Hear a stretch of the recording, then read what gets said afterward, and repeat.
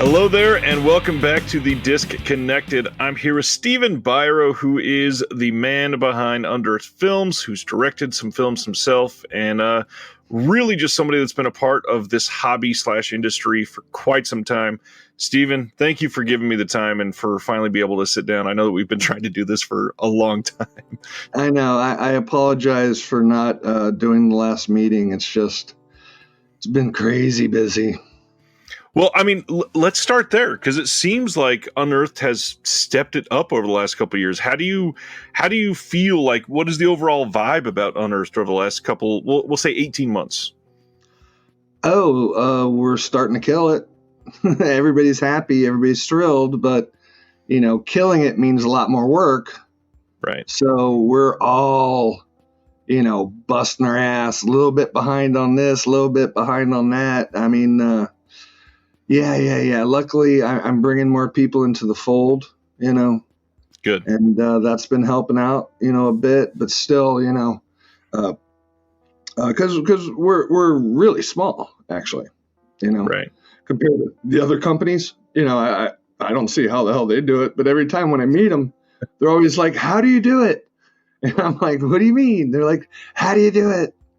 And yeah, but it's fun. I mean, we've been around for 20 years. So, Jeez. yeah, and I mean, we've almost been put out of business because the film industry is terrible.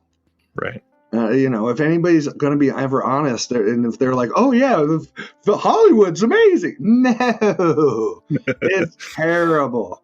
So yeah, so we've managed to stick around for 20 years, and really happy about that. Just because I don't want to be selling used cars. That's a good point.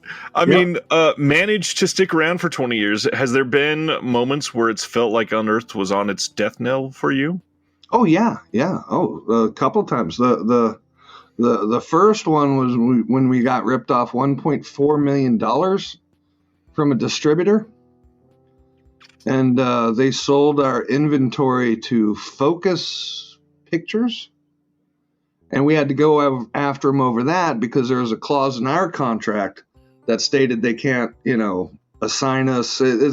There's evil things in contracts that people don't realize. But we had, out of the 200 companies who they screwed over, because it was like a lot, 200 companies, Jeez. Some a lot bigger than us that were making, 10, 20, 30 million a year. They fucked them too. And we were at the 1.4 million side, and that could have took us out. But I'm from Florida. I can take 2 pennies and rub them for a month to make another penny. So I've been able to keep Unearthed Films going. After getting ripped off here and there. I mean, I've been in about 5 to 6 lawsuits so far. Oh, geez. Not to us. Right. Going out. Me suing them. Yeah. So yeah. That's so anyway. painful. Yeah, it is. Oh, believe me, if we would have got that 1.4 back in 2005, we would have been a totally different company. Oh, I can imagine so. 2005 was a very different world for this business. Yeah. Yes, it is. Yeah. Oh, yeah. Huge. So you've been on the verge a couple times, and now after 20 years, you're starting to kill it, per your words. How hopeful does that make you about the future? Or are you still extremely trepidatious? Oh, I'm always wary, because I work with a lot of the elders in the horror and film community. Right. And they all think collecting is going to go. It's going to disappear. It's going to all be VOD. And I'm like, no, you don't understand. Because for Unearthed, I used to have the biggest comic book store in Tampa, Florida. And it was amazing. It was just like almost printing out money hand over fist. Yeah. And but then it was before the comic book industry crashed. Right. Which was like 98, 99. Yeah. And that's when I got out and opened up a cult video store. But at the time, I don't think a crazy cult video store with, all the kung fu, the anime, the hentai, the ultra gore, I think it was before its time because it struggled. Yeah. And back also in those days, I was bootlegging VHS to VHS. I had a company called Video Mayhem of Florida. And it's sort of fun because every now and then people chime in and they said, dude, I've been following you since Video Mayhem of Florida. And that was the thing because that's why I opened up the video cult store because the bootleg and everything, DVD was new, and suddenly everybody was putting out, Last House on Dead End Street, Necromantic, and I'm like going, let me get legitimate. Right. And then Unearthed fell in my lap. And Unearthed has been a godsend for a lot of people that like the more extreme side of cinema. And so many of these films, I dare to say no other of these labels would probably touch with a 10-foot pole. Would you agree with that? Yes. Yes. It's nice. It's nice. It's like I've carved out a niche in the horror industry. And it's funny because I know normal horror people, and, they're all like, Bela Lugosi, Vincent Price, he's good, he's a wonderful, And they're like, dude, I'm afraid to watch your movies. I'm like, it's a horror film, you're supposed to be pushing your buttons, yes, the creepy aesthetic and Rob Zombie stuff is fun. But no. And I always tell people, it's like, I'm like, look, you get horror fans and they come in and they're all like, oh my God, Jason and Freddy and Michael Myers and Chucky. And then they're like, oh, it's Pinhead. And then they see all that stuff and they're like, oh, what else is there? And then they'll go to usually like Argento and Fulci. Yep. And then they watch the good stuff, which really, it's like 5-6 films, right, for each. And then it's the other stuff, And then they're like, what else is out there? And then they find the Japanese horror. They're like, oh, Takashi Miike, Audition, and what's all this other. Then they start getting into the crazy stuff because the Japanese have the crazy, crazy stuff to where, they're squirting milk out of their nipples all over the place. Guys like with an umbrella and stuff, you're like, what the heck? Then they're like, what else is out there? And then they go to the German splatter, the German horror movies, But then they're like, okay, hey, none of that's giving me a rush. What else is there? Yep. Then they come to me. At least that's what I like to believe, Somewhere along the way, New French Extremity is in there, I'm sure, for many people. And yeah. The Martyrs, and they had a great run. I don't know why they stopped. Yeah. They had some really going. It could be. I really do wish they kept going with that. Yeah, it could be because the French government was actually subsidizing movies. Mm-hmm. In Europe they do that. Fucking lucky Europeans. There's a lot of places they do that. It's crazy how much that they'll put a huge chunk just to continue making local films. And a lot of times it doesn't matter what the subject matter is. And it can be something wild off the wall. And, some of them probably ended up on your label. Yeah. No, exactly. I talked to some of my European partners and filmmakers and friends, and, it's like, some of them, that's how Uwe Boll got huge. Yep. He knew how to do the German government film funds, and he kicked ass. And he owns those movies outright. Yeah. Man, what the hell? I imagine sometime in the next couple of years we'll be getting a giant box set of all of his films. Should. He offered me his first couple of films. Oh, yeah. They were like 1.2s on the IMDb's and stuff, Yeah. And that's on a good day. Yeah. Yeah. Well, I would love to break down a lot tonight. So, a lot of the different takes on Unearthed, especially over the last few years, what you have gone through as a director. One of the things that I really wanted to hit on first, though, is perhaps your take on why extreme cinema should be legitimized. I've had a couple different videos and interviews with people on here that we've discussed why some people who have faced super traumatic events might find these cathartic, or why people would turn to something extreme to feel, sometimes just feel anything, to be honest. But, some of these emotions, some of these pushing outside of their comfort zones. But as somebody that's directed it and continued to put it out on a label, what is your take on that? What do you pitch to people as why it's legitimate art?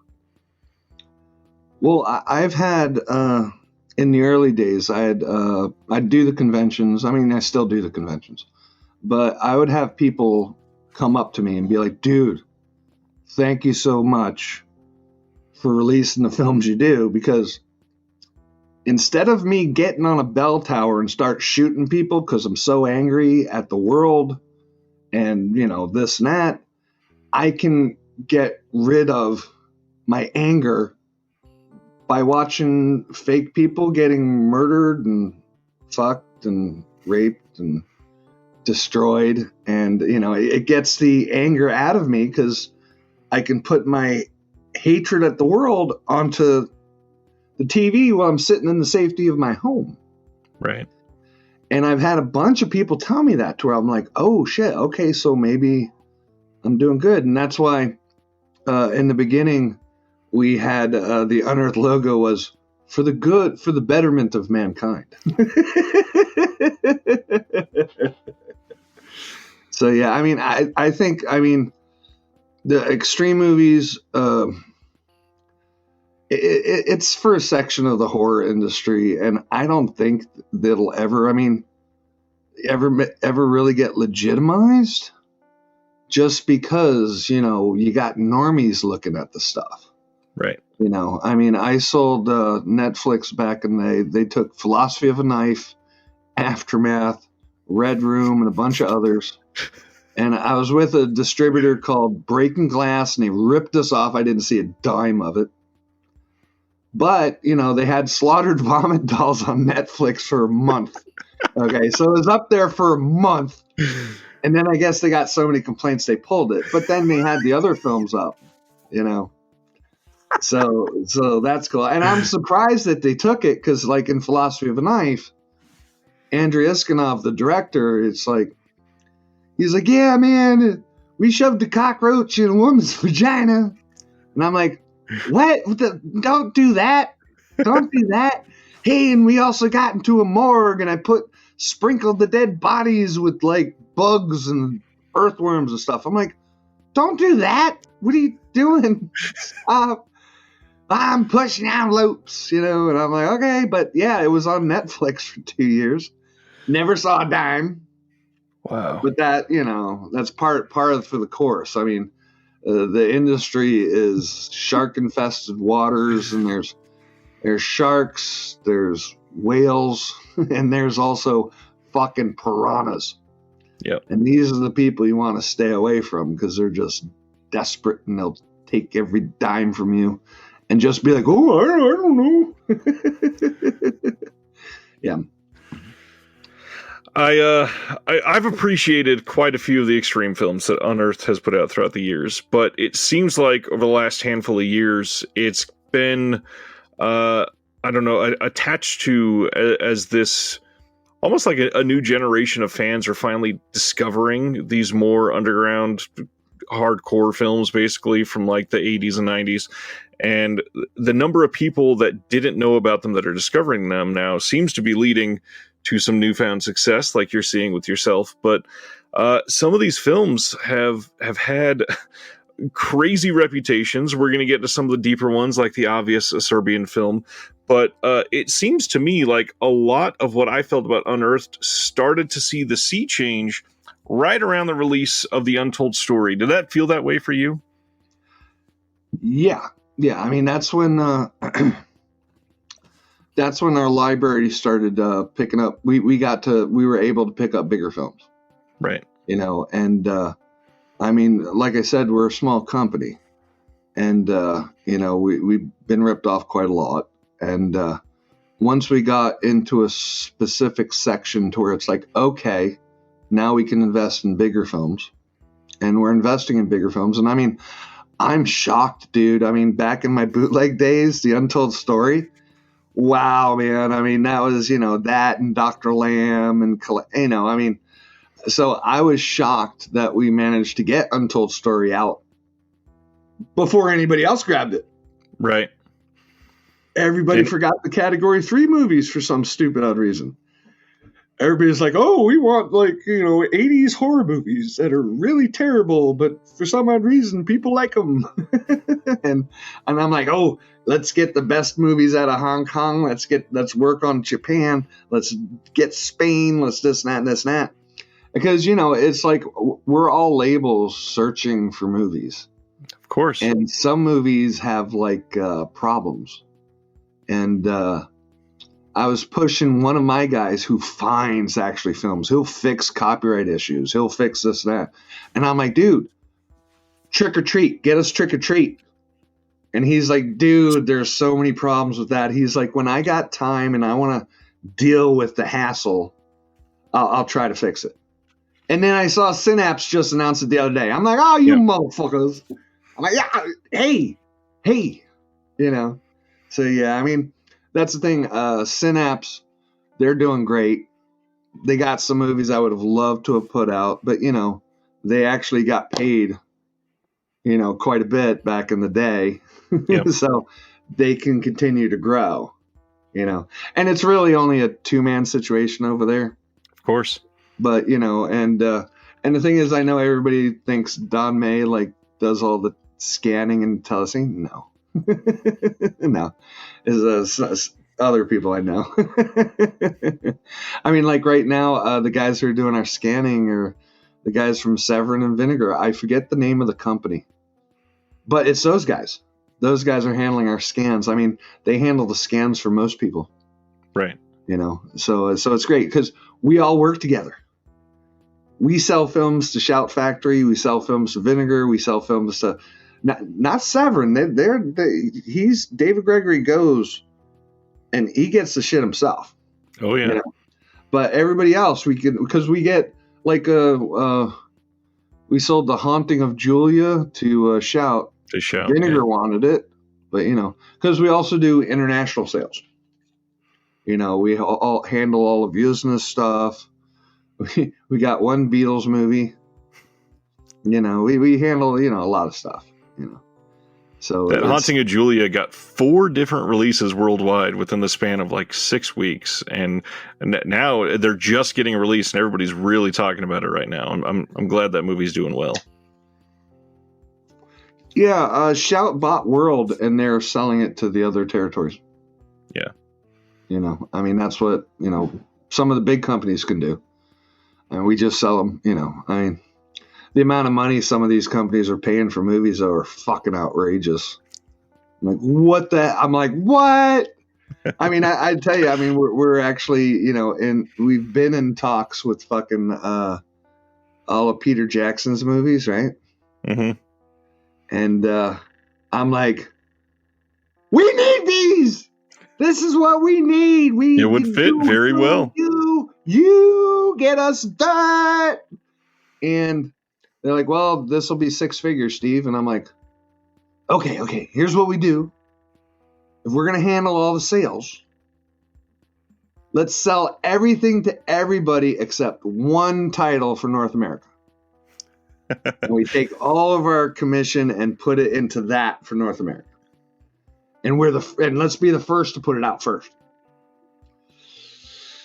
Will it happen? I don't know. We've had films that, we've been in discussions and negotiations with, and there was one producer who owned a 10% cut of it, and he's being a dick, and we're like, and everybody's lined up to buy it from us, and then suddenly, whoop, somebody comes in and says they got it, and we're like, wait, what the fuck's going on? Okay, something's going on here, Yeah, yeah, yeah. The release of The Untold Story was magnificent, I have to say. It was such a respectful release for such a title that's got a pretty big reputation. And one of the things on here that's such a big deal is this Category 3 documentary that was put together for it. You guys really stepped it up on this one. And I know that you probably don't get a ton of one-on-one feedback. I just want to say thank you for taking a film like this and giving it that sort of respect. Oh, you're welcome. I mean, Untold Story was one of my favorites.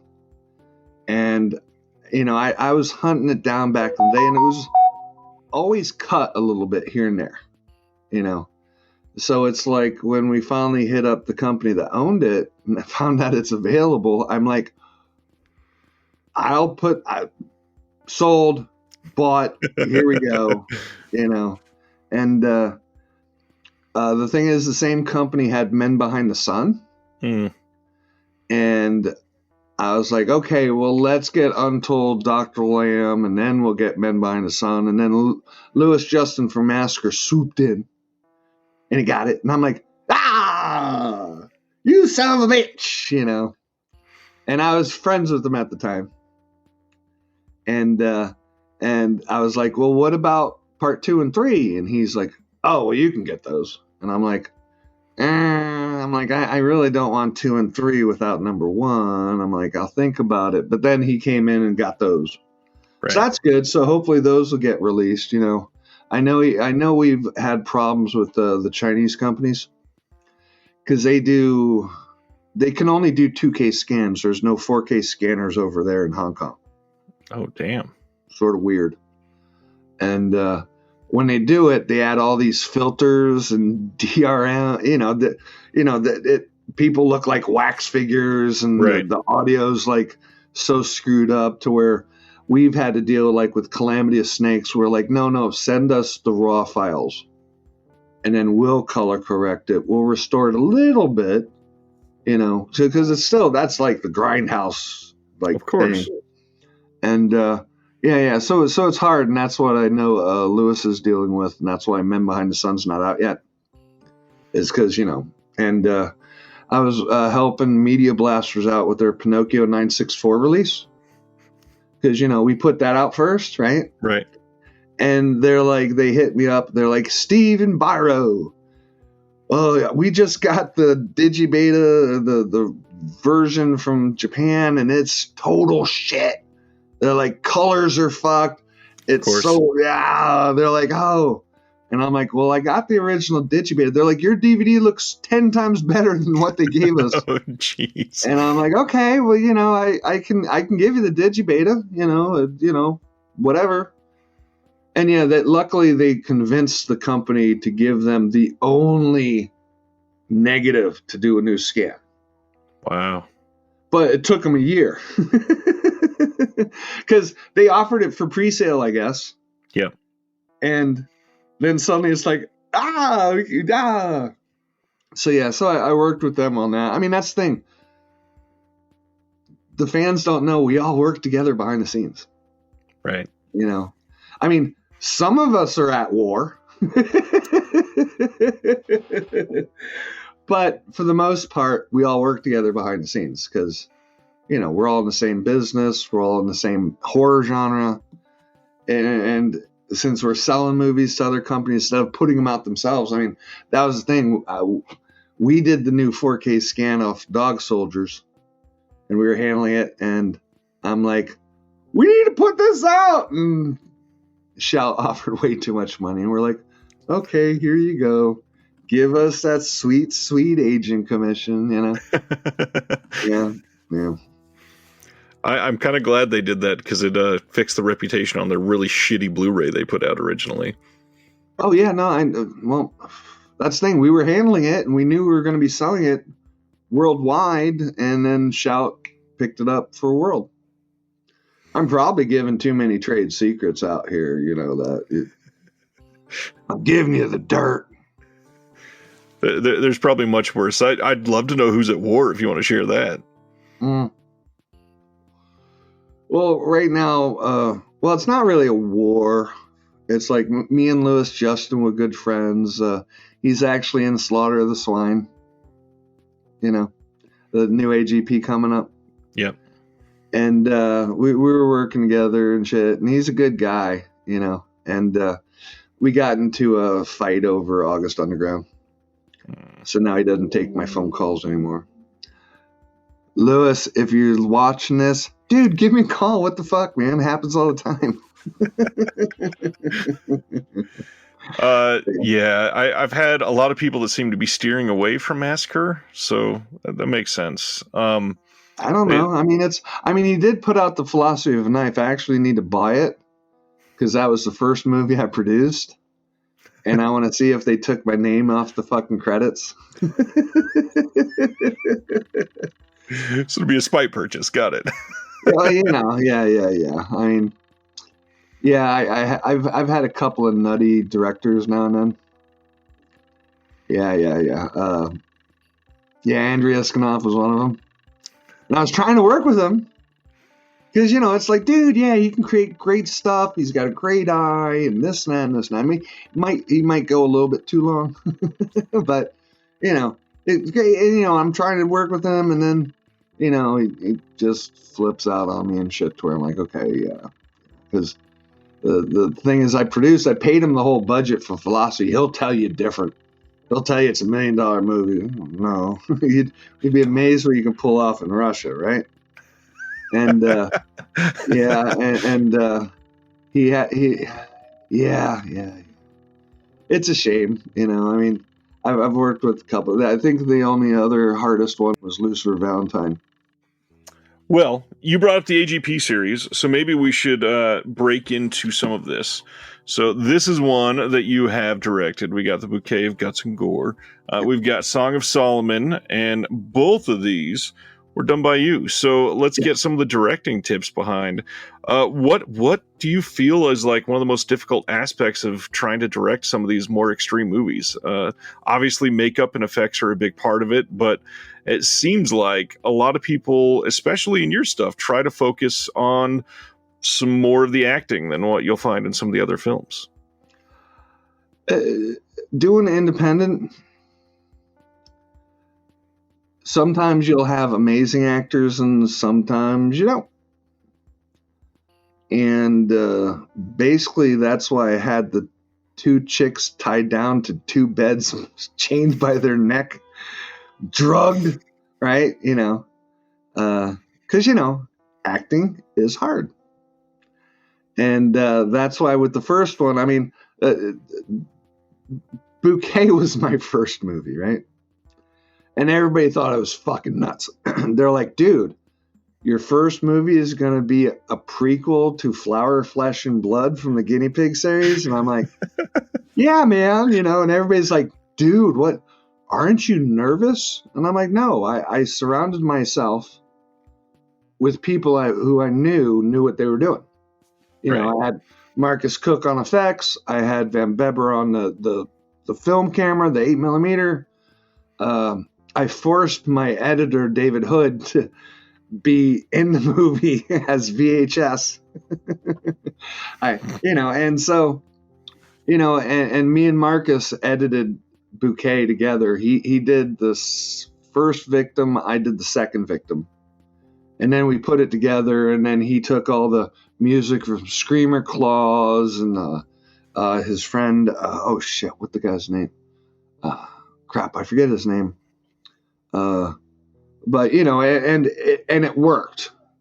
And it worked. So, yeah, we did good on that. And then with Bloodshock, you know, because I was living with Marcus Cook at the time.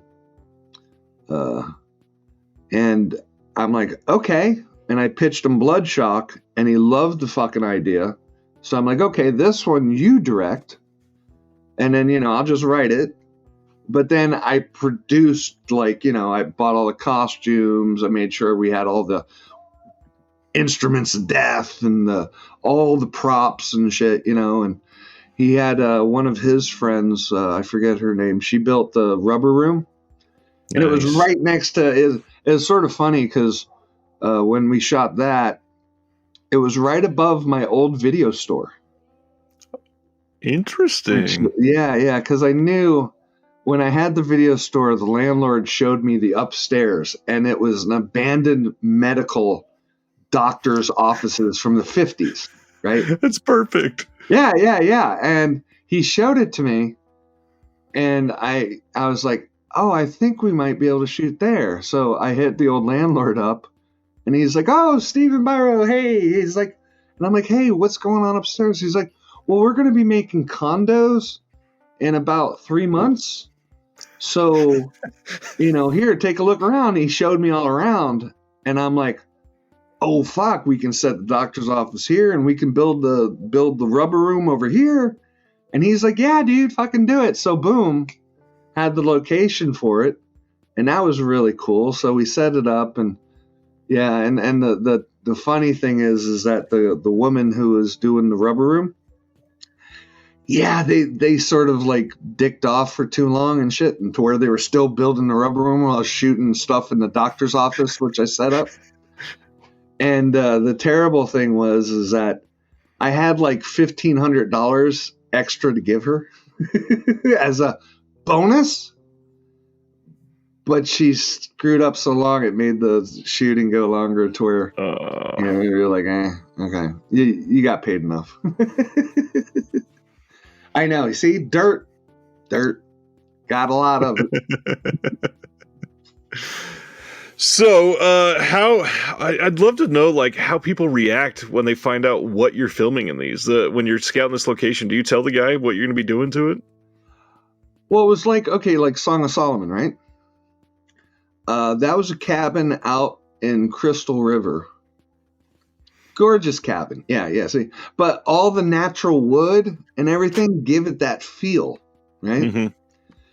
And yeah, I told the woman that she was, we want to shoot a horror movie here. We need this for 3 weeks.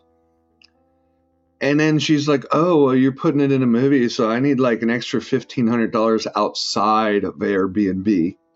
Of course. So that's legal, right? And but she was cool. I didn't tell her that we were gonna have a chick barfing up guts on the bed for fucking, It's just like, no, it's a horror movie. I just tell people it's a horror movie. I'm not telling people we're gonna be splashing the walls with blood. So yeah, and that the lady we rented the Airbnb from, she actually had a broken septic tank. Oh. And she tried blaming it on us. Oh, come on. And she was trying to get the insurance money from Airbnb. And the lawnmower guy shows up, a week while we're shooting, and he's like, oh, yeah, no, dude, I told her the septic tank was broken fucking a month ago. She's trying to fuck you. And I'm like, oh, shit. Luckily, the bitch didn't get that insurance money. And, yeah, so fuck you, German lady. This is the behind-the-scenes trade secrets we always wanted. Yeah. Oh, no. And it's funny, too, because I wrote the location agreement for her and stuff, and I sent it to her. And I'm like, hey, sign that thing. And she didn't sign it, refused to sign it, refused to sign it, told me her lawyers are looking at it. And then she sent me the contract back where it's changed so fucking much. And it's not in legalese. It's like in, I don't know what the fuck I'm doing, so I'm going to add some stupid shit. And so I called my lawyer, and the lawyer's like, oh, yeah, dude, actually, you don't have to sign that at all. He's like, you're already on the property. She agreed to it orally and via email. So he's like, you don't need a contract, so tell her to fuck off. So I told her fuck off. Nice. And that's the thing, Song of Solomon, that was 19 days of shooting. Jeez. 70 days on the property, 2 days of pickups. And yeah. So that seems like so little for that movie. Huh? That seems like so little time for that movie. Well, it was rough. I mean, I wrote a couple of scenes right on the spot. The whole introduction of the actress with the therapist. Mm-hmm. I wrote that like right there. Jessica Cameron's like, hey, we need to do this, and let's add another scene to where it's like, and I'm like, Okay, so I wrote that shit all out right there. And she's just like, you wrote all this right there? And I'm like, yeah. Well, I know the story well, and, and da-da-da. So, yeah, so that was like a quick, and we were going so hard and fast on it, too. There were times we were up 20 hours a day. And, my DP, Chris Haliki, he's a more professional guy than me. And he's like, hey, man, we should only work 12 hours. This 16, 20 hours staying is bullshit. And I'm like, okay, I'm sorry. I didn't know. I'm used to the independent thing to where we just work until we all collapse. I mean, yeah. It's one of those things. But I'm happy for it. It was just released in Germany on 4K. Sold out. I think I remember seeing that. Yeah, sold out like that. Great cover art. I actually own the artwork because if I sell it to you, you make anything, I own that shit. I need to get that artwork because that artwork's badass. It makes it look exorcisty because it's like bluish tint, because in the movie it's reddish tint. And that's the thing. I wanted to go with a reddish hue, with the natural wood and whatnot, because Exorcist is more blue. Yep. So I went with red. Yeah. I mean, finding the color schemes for movies are, not a lot of people do it, That's true. I don't remember this cover, but I just happened to, as you were saying that, track it down. And for anybody that's interested, I'm going to share it right now so they can see it, because I don't remember seeing this one. Here it is. There's some of the cover art. Oh, yeah. Boom, that's it. And it was rated. In Germany, it's hardcore to get like extreme movies rated. Right. And they pushed it through. It's like the MPAA, and they pushed it 3 different times, and they finally rated it so it can go everywhere. And now it's like in retail stores and all that shit. I'm hoping they put it on VOD because, it should do well on VOD. I haven't heard the German, the dub yet. And that was the thing. I had this dick named Oliver Krekel.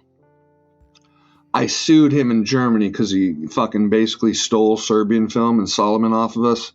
And he ripped us off. And we sued him and we won. Now I got to sue the fucking cunt in Germany again. But he sold the fuck out of Solomon. I mean, for some odd reason, Solomon's kicking ass in Germany. Because, they did like a new release of it. And that sold 3,000 units. Like, phew, and now a new media book. Phew. Yeah, it's just, so I guess in Germany, I'm like David Hasselhoff. I'm joking.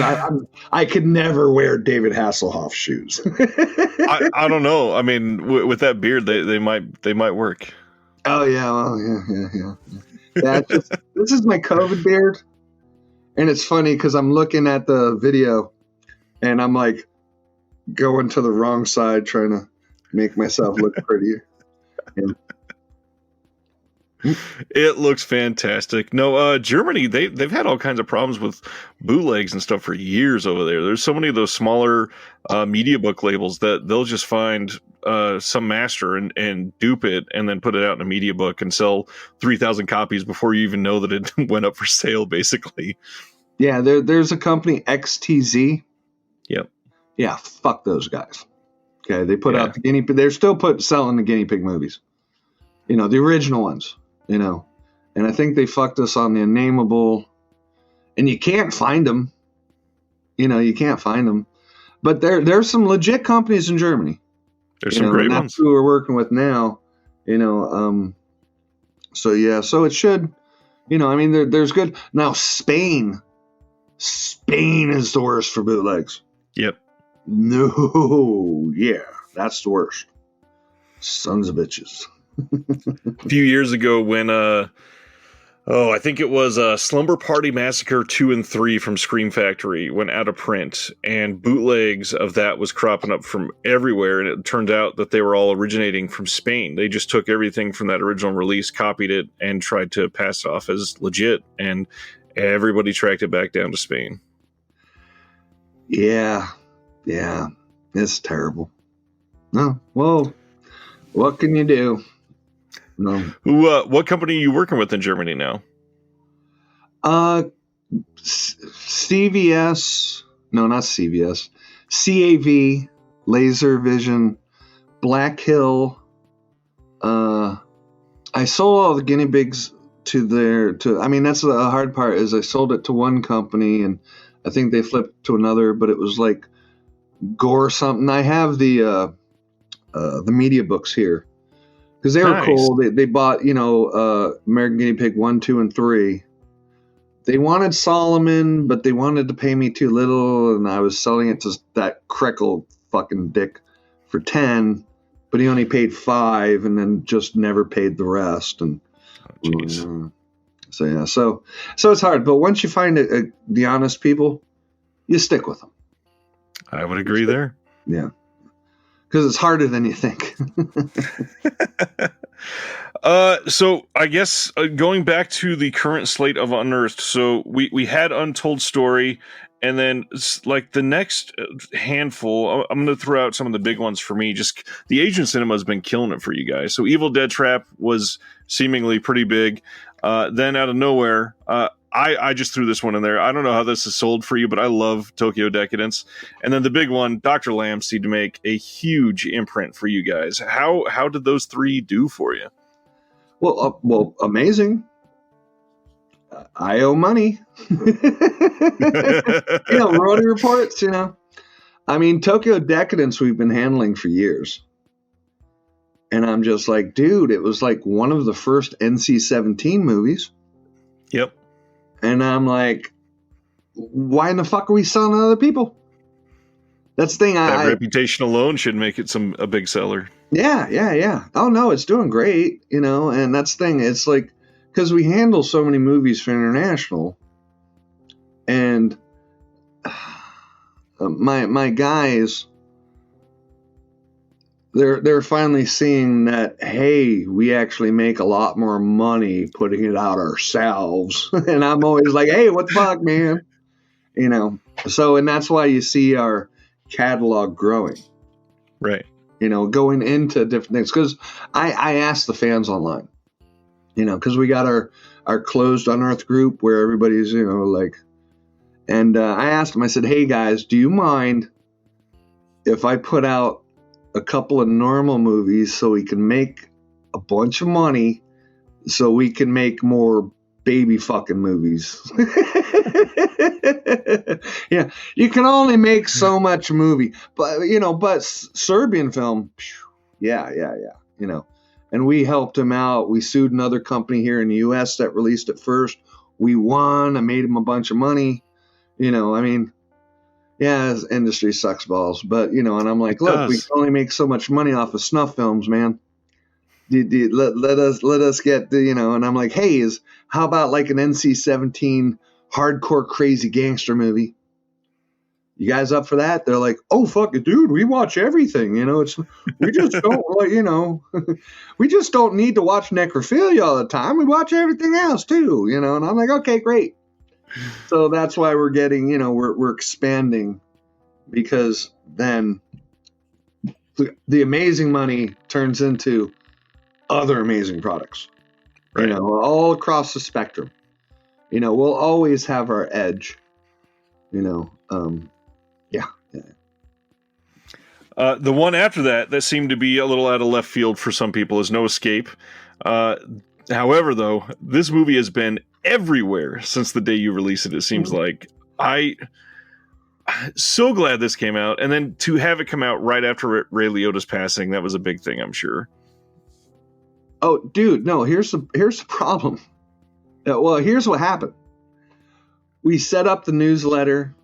It was scheduled to go, worldwide, social media, everything, right? And it was set for Friday. Ray Liotta passed on the Thursday before our announcement. And I was like, oh shit. Hey, pull the plug. We can't have it the day after. And right. We were all like talking like, okay, when can we announce it? I'm like, I don't know, give it a week or two. let it calm down a bit, and we actually made the announcement like a week after he passed. And there was only like 2 douchebags on social media that were like, "Oh, I can't believe a company goes and buys to make money off," and everybody else was cool. They were like, "No, dude, contracts and the materials. No, they've been working on this for a while." So, but they didn't know we were going to announce it, just normally.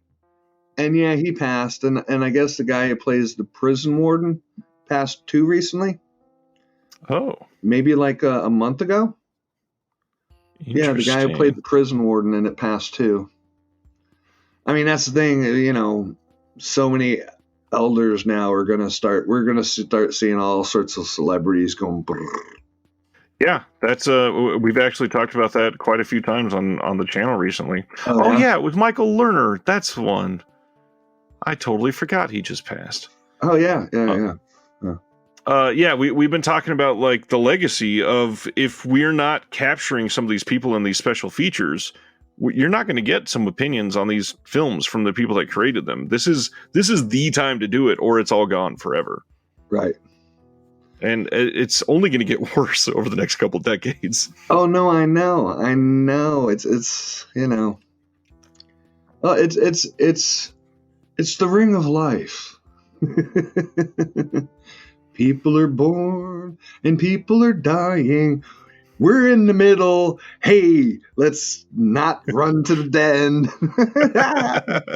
Yeah.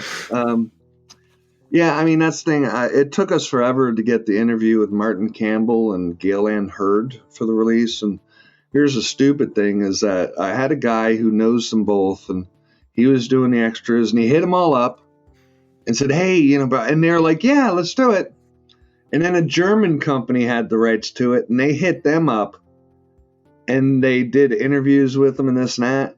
They thought it was us.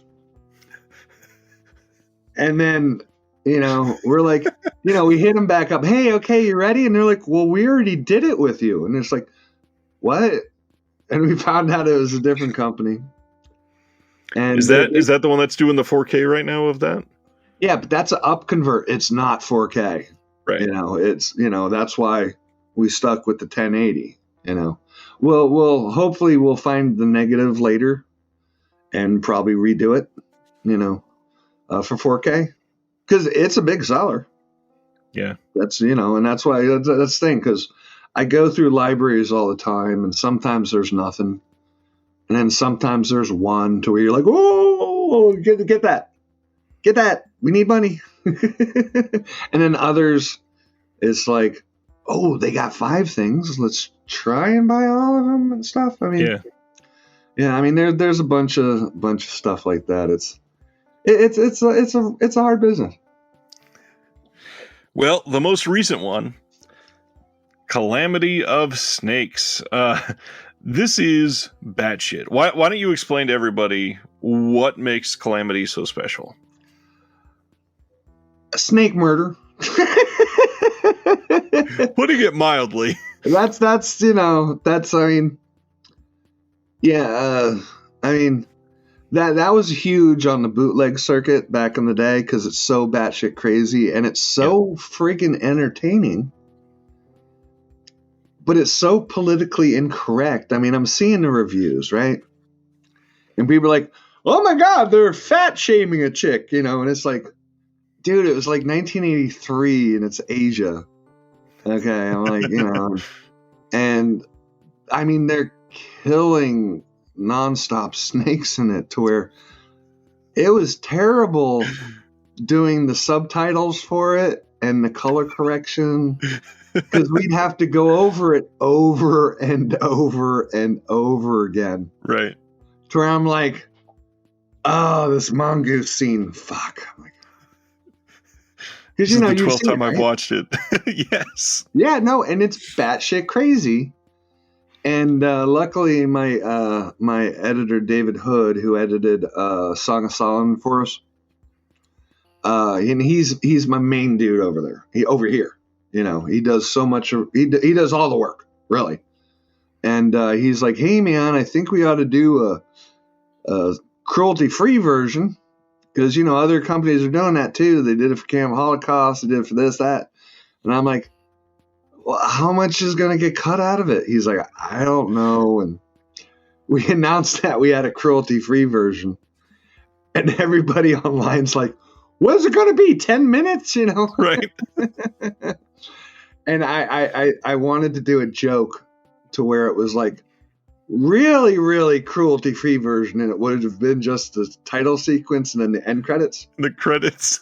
Just for a joke, But we didn't have time because that one was a labor of love because we had Colin Waddle and Naomi, I want to say Campbell, but I know it's not. They worked on the documentary From Shaw to Snakes for us, that took a bit. But then we had an alternate version that we found that had 30 seconds of a sex scene extra that you don't see anything, but it's just extra, So we put that on there and, cruelty-free version, the documentary, and we managed to get an interview with one of the stunt guys and one of the main actors, and that was great. And Colin Waddle and them helped out with that. They're great people, And yeah. I mean, it's an amazing fucked up movie, and the thing is, I'm looking at it going, there's so much snake murder in it. We got to do something to help the snakes, man, And I found the SaveTheSnakes.org organization, and they help saving snakes worldwide. So we're taking a percentage of the profits to throw there. And I was just doing it because you feel guilty watching the movie. When I'm putting it out, and I'm going, okay, we're going to do this and stuff. But everybody's digging that. So that's awesome. I mean, we didn't do it we just did oh, this is fucked up. I like snakes, Right. It's just I had to do it. And that's the thing, the cruelty-free version is cut by 12 minutes. Which really isn't that bad in the grand scheme of it. Yeah. I mean, it doesn't. That's the thing. Now, there's parts where all the actors are jumping in the air and landing on snakes, but you don't see any devastation or anything. So we took out all the real snake murder, and it was 12 minutes. But if you watch it, it's still really fucking fun. It's like you wouldn't even notice, that. Now, if you watch the uncut version first and then you watch the cruelty version, you're still going to be just as entertained. Yep. But you're just going to be missing all the snake murder. It's terrible. I mean, I had people thought I was crazy going to put it out. They're like, dude, no, what, in this PC culture thing with everything going on, you're going to put that out? And I'm like, yeah. It's a amazing, fun movie. I mean, you squirm, you laugh, you cry. I mean, and the great thing is that, so many new people are finding it. Right. And they're just like, what? They're like, yeah. Oh, and the thing is, you brought up Dr. Lamb. I haven't brought up anything about that. But Dr. Lamb is also one of my grails, Yeah, it's a big one. Yeah, no, it's a big one. And, we had a hard time because we got the audio from the Hong Kong company, and they threw all sorts of filters on it and crap like that. So we actually had to find the original Laserdisc of it because it had the cleanest audio. And we had to do that with Untold Story too. Oh, geez. We had to take the audio from the Laserdisc and then line it up. And of course, due to different frame rates and stuff, you got to really edit it. It's not easy. No, it's not easy. No, so it's so I was surprised. And the thing is, Dr. Lamb is the full uncut. It's the full uncut. We haven't gotten in any trouble. But no, and yeah. Ringo Lamb is fucking amazing in it. I mean, that's the thing. That's, it was for me, the Hong Kong movies, it's Okay, for me, Untold Story, Story of Ricky, Dr. Lamb, Ebola Syndrome. Then, what the fuck is that name? Well, I'm not going to tell anybody else the name of these movies because I know I got spies. There's spies here. Other companies will watch this because they know I got loose lips and I'll sink ships. And yeah, I can bleep stuff too. Yeah. And that's the hard part. It's like because we're all friends, most of us. I got a couple that hate me with a passion, and it was due to actually stupidity. Because I have one company that one guy in the company is awesome. We were damn great friends. Haven't talked to him in a long time.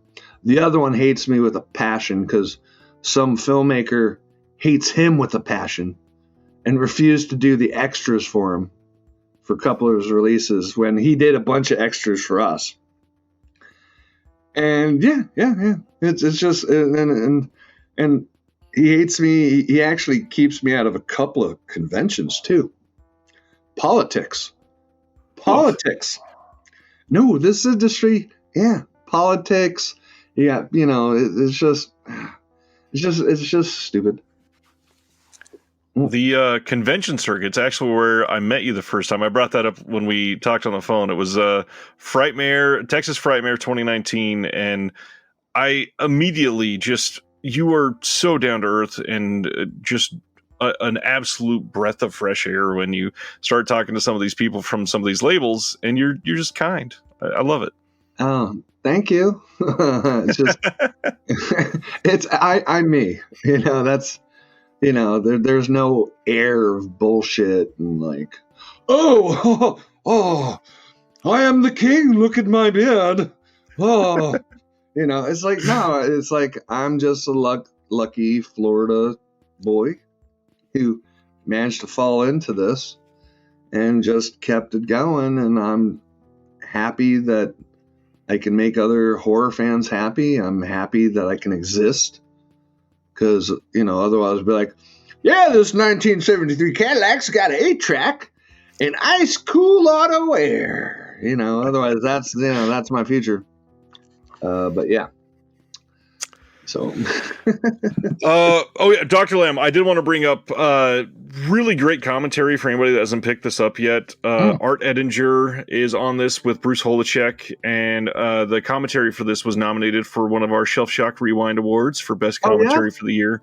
Just killer release. Yeah. I mean, Art and Bruce are good friends. I've known them for a long time. And they love the Category 3 things. I mean, I just had Art do commentaries with Fred Vogel and Jeremy Cruz for August Underground Mortem, and August Underground Penance. Nice. So Art's there. Art's helped me out. I help him out. He helps me out. I mean, they need to put out another copy of the fucking Ultraviolet magazine, Art. I'm always yelling at them about that. But they were thorough. They even Art was just telling me the other day. I talked to him yesterday, and he's like, yeah, because they're working on the Profane exhibit commentary with Amanda and Maggot. And he told me that him and Bruce actually sit down and they do a test run of the commentary. So they actually rehearse their lines. Nice. That's awesome. I usually don't. I usually have a couple drinkies and I sit down in front of the movie and I just spout my stuff. The funniest commentary that I think that we have, well, just me personally, is me and my business partner, Paul White. He produced the movie Nightwish, right? So I went over to his house and it's me and him talking about the movie. Now, I took some notes from IMDb and stuff. And Paul, he's the producer. He's like, I was only on set for one day. And I'm like, well, how was the craft services table, And it's funny because the reviews are like, yeah, Stephen Biro and Paul White do the commentary, and it's a race to the bottom to see who knows the least about this movie. So that was funny. But the Calamity of Snakes commentary with Nathan Hamilton and Brad Slayton. Nathan Hamilton is deathly afraid of snakes. So it's more of a reaction commentary. But it's so fucking hilarious because Brad was just teasing him the whole time. And Brad was just like, dude, he was watching it like this. He's actually shaking. He's like, ah. He's like, dude, it was amazing. He's like, thank you so much for allowing me to, to torture him for an hour and a half over That's awesome. Calamity of Snakes now. And the funny thing is the release of Serbian film. Yeah. We had Joe Lynch and Adam Green do the commentary. Right now, they did the commentary themselves on the podcast, so it was already done.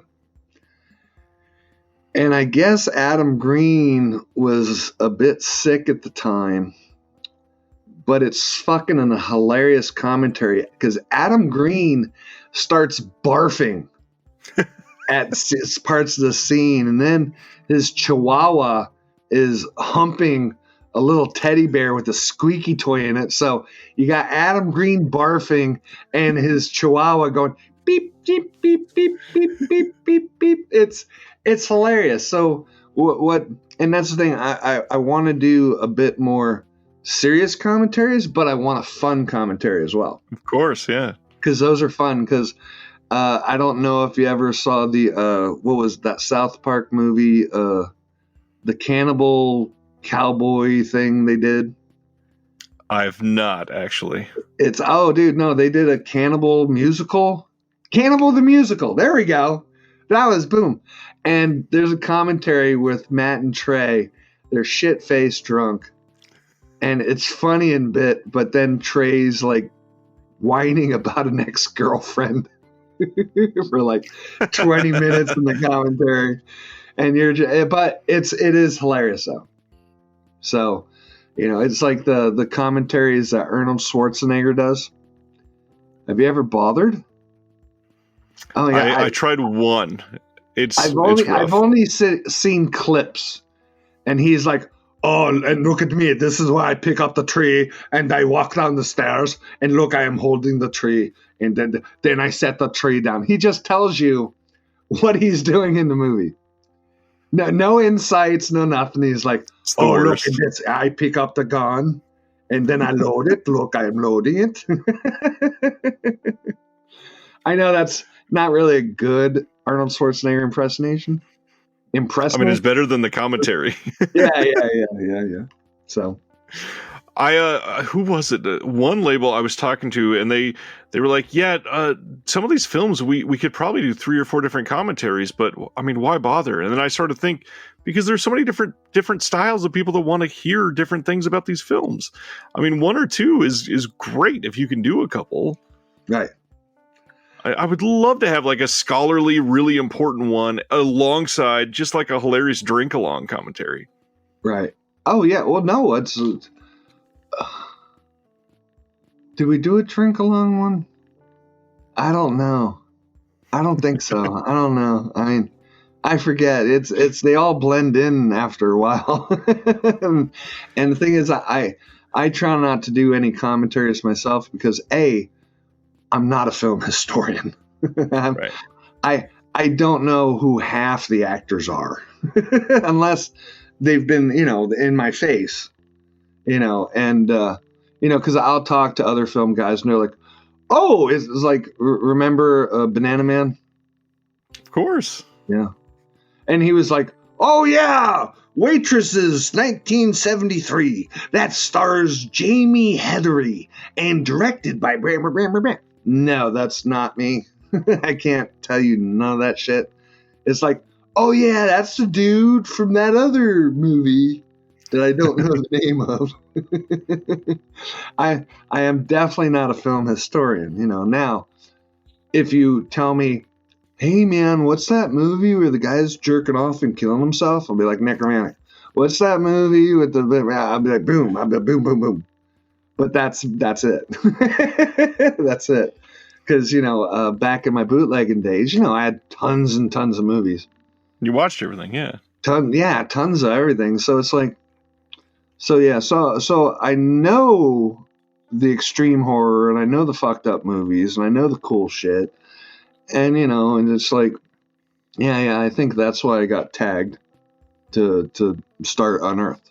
It's just because I knew my shit, but I don't know my shit that well, because like my commentaries would be like, oh, well, beep, beep, beep. Oh, yeah, look at that. I sound like Arnold Schwarzenegger and stuff. Oh, well, look, they pick up the log and, they walk down the street. Yeah.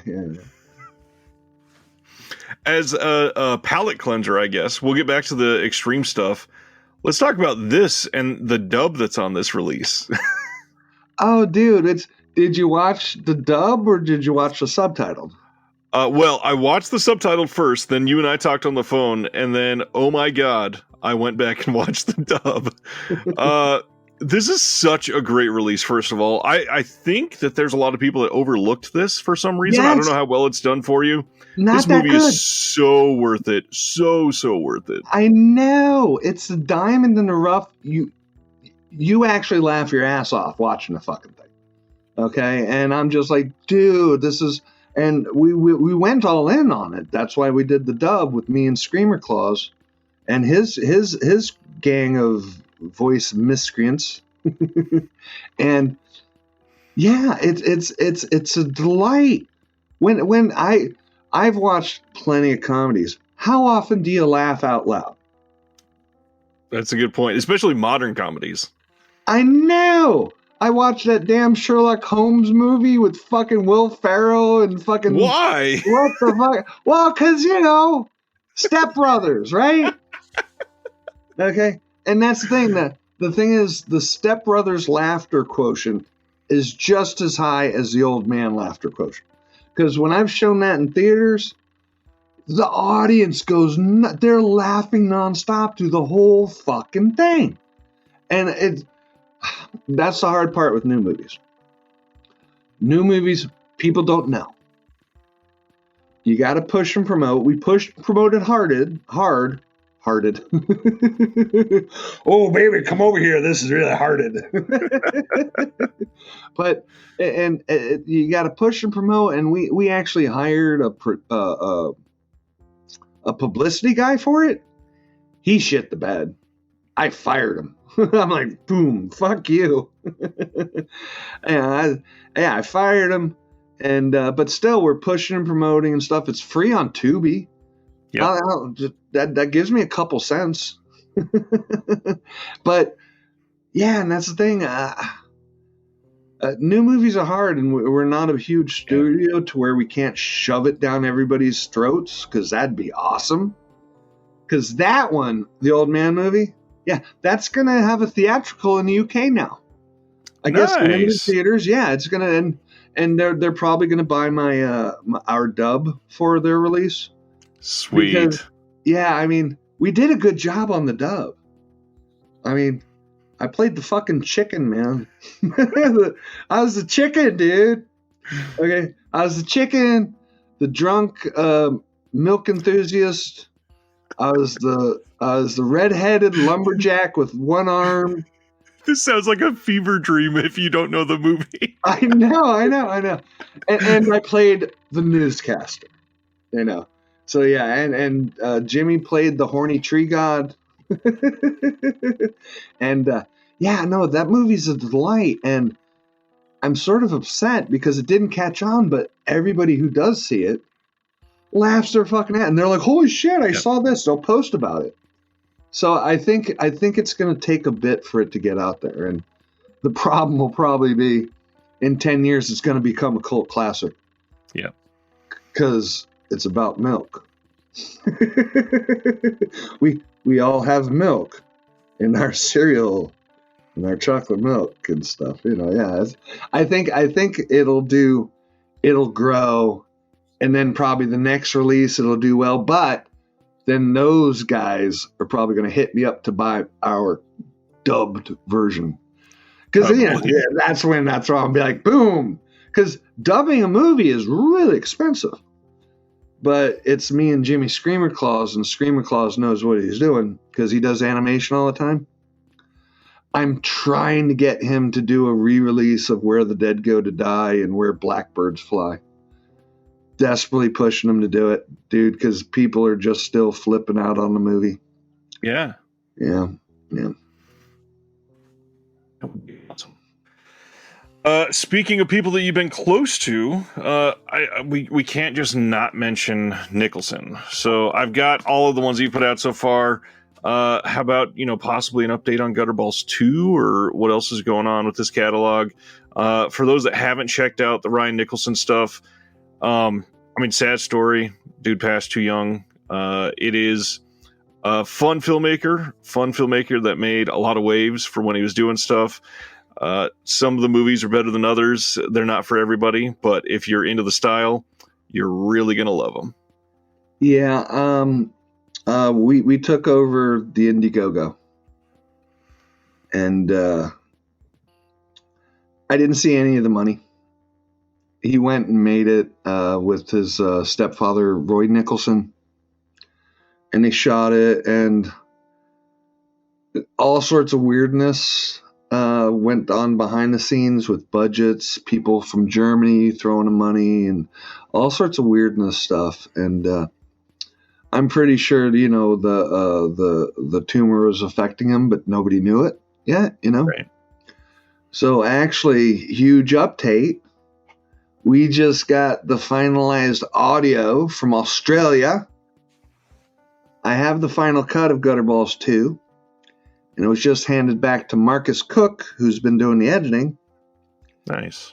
And we totally re-edited it because he had a screening at Texas Frightmare that everybody walked out of.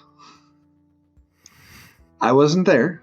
I didn't see it, but I heard, and that's why Nicholson was like, people hated it. So we totally re-edited it. It's got a secret to it that I can't tell you because, like, the Indiegogo had Gutterballs 2 and then Gutterballs 3, which never got made, but he was shooting something else. So we did something unique that I think will get the fans happy. And the thing is, people were also buying Gutterballs 3, but we also rescued his Big Fucking Monster movie. So, we're going to give out, Gutterballs 2 and Big Fucking Monster to all the people who bought, through the Indiegogo. I mean, we're going to have to hit them all up and say, hey, we need your updated address.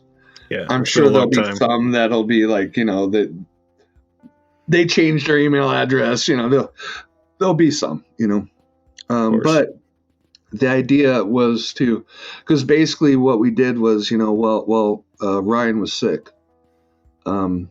He sent us everything he had, and I was like, look, here's the deal. We'll do this. We'll rescue all the extras, all the films. We'll fix any films that need. We'll re-release them, put them all on Blu-ray so that we can give his family back the full library. And it'll have 2 extra films in it, Gutterballs 2 and Big Fucking Monster. So we just got the finalized audio. So I think Marcus will send me the finished film. I mean, I have the finished film with the audio and this and that and low compression, just from what the guy in Biz out in Australia, he's been working on the audio and that's the thing. I'm paying Marcus, for the work that he's done and stuff, and the cool thing is that the family's really cool, and the sales from his original stuff like Famine and Star Vehicle and this and that's going to go to help pay for the editing and finalizing Gutterballs 2 and the Big Fucking Monster, which I'll just eat. But it'll be the manufacturing and the shipping. That's going to, hit it. But I figure that in the long run, it's the horror fans that really, who they loved Ryan and they wanted him to succeed, and he didn't, and he passed. But we want him to finalize and succeed, and that's where we're stepping in to do all this, because the fans are really family. They're just not consumers. They're not customers to us. They're what keeps us alive. We're all together and we hang out and we all talk, and it's like, no. And so I want to make sure that everybody's hooked up and stuff. And the cool thing is that Roy Nicholson, he sent me 100 copies of the bootleg version of Gutterballs, which has like the songs from Loverboy in there and Van Halen and all sorts of shit, and that was one he was selling on the sly. But Roy had 100 copies, so anybody who bought like any of the bigger, like Ryan offered fucking a small bowling ball bag filled with all the fucking movies, the triple X rated version, and the thing is, when I did the deal and I'm taking over the Indiegogo for him, I looked up trying to find mini bowling bags. They do not exist. They do not motherfucking exist. And I'm like, dude, thinking to myself, dude, so how are we going to make these by hand? What are we going to do? How do we get 100 mini bowling bags to put? I'm like, I can't replicate that, man. I'm like, what a going away present for you. Yeah, well, I don't, man, but I think that, us stepping up to the plate and taking over, a snafu of this strength, this big of a thing. I think the fans will be happy, and I'm hoping that they praise us and being like, yeah, Biro, they did not do any of this shit. They could have just left Gutterballs too. Like, oh, you don't know what's going on. It's just, I try to help. I actually try to help. Fuck, it's harder than you think. I think we're going to find that there's a lot of people that have discovered Nicholson stuff because of Unearthed after he passed. And there's a number of people that would have probably donated to the Indiegogo if they knew about him and these films beforehand. It's going to do pretty well, I'm sure. This is a big deal. Yeah, I think because what we're going to do is, after we manufacture, because now it seems like Gutterballs 2 is now almost done. I think we got fucking like a week or two. Okay? I think that we will offer, hey, if you missed out, here's your chance to get the Gutterballs 2 Limited and the big fucking monster. I'm hoping the sales will help pay for the, shipping and all that crap. So yeah, I think, and the thing is, Big Fucking Monster is actually fun. No one's seen it. I think that'll do good on VOD and whatnot. Now, Gutterballs 2? No, this is a waggle of the beard. No, I don't. Yeah, you will not be able to get Gutterballs 2 on VOD. I'm not even on my own channel. I know it's in the movie. No. No, So yeah, so I think it'll be just physical and whatnot. And we'll probably get to put it out through normal retailers, after we hook up everybody with the Indiegogo. But yeah, but we're right there. Oh, I'm so happy. Very nice. I'm so happy. Yeah. I guess the last singular title before I talk about the other specialty that I'm excited to see what you say about. This one is basically synonymous with Unearthed over the last couple of years. This film, the reputation obviously is in many circles bigger than the movie itself. I imagine this has sold ridiculously well for you. But beyond that, I'm just curious, like some of the extreme reactions that you've had to this movie coming out, because I've seen there are many people that hate this movie just based on the principle of it and don't even know what the fuck is in the movie. Yeah. They haven't seen it. They're, a bunch of them are liars. I mean, I've seen people post, "Oh my God, I tried watching this and I had to turn it off after 20 minutes." It's like, wait, nothing happens till the middle of the movie, pal. Right. I mean, it's the internet. People lie every day to be like, look at me. I tried to watch this. I couldn't get 5 minutes into it. It's like, shut up. Yeah, you have not watched it. You're a liar. Thank you. Once in a while I'll chime in, but yeah, and that's the thing. I met a surgeon at a horror convention, Days of the Dead, here in LA. And I told him that I was in a bidding war for it. And he's like, "Oh, really?" And I was like, "Yeah, dude, fucking, when they put X amount of money," I was like, "Okay, little Stevie Byro's out." And he's like, "Oh man, I really wish because he got taken for a ride. He got ripped off by a company called, all you have to do is just look at the first release here, and that's the company, right?" And I told him, "Well, hey, look, we'd love to put it out. Let's work out a deal." And so, we got the merchandise rights. We got this, we got that. And then he started showing me all the footage they had. And I'm like, wait, cause he gave me the storyboards. And they're all hand drawn. And I'm like, "Dude, what? Where's this scene and where's that scene?" He's like, "Oh, well, we cut it just to make it, streamlined." And I'm like, "Dude, let's put that shit back in.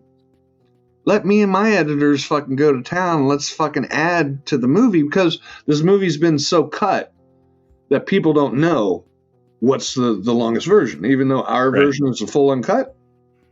I'm like, "Dude, let's put out the extended cut." Okay. Because people are going to shit because they have no clue what's coming up. And it fucking works.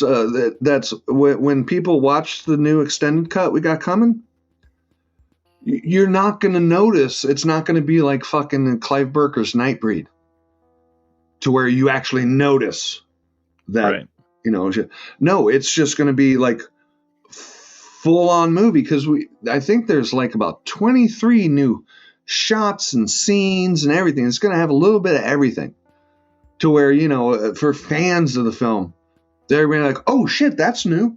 Hey, that's new. Hey, whoa, hey, there's more baby scene." I'm like, "Hey,"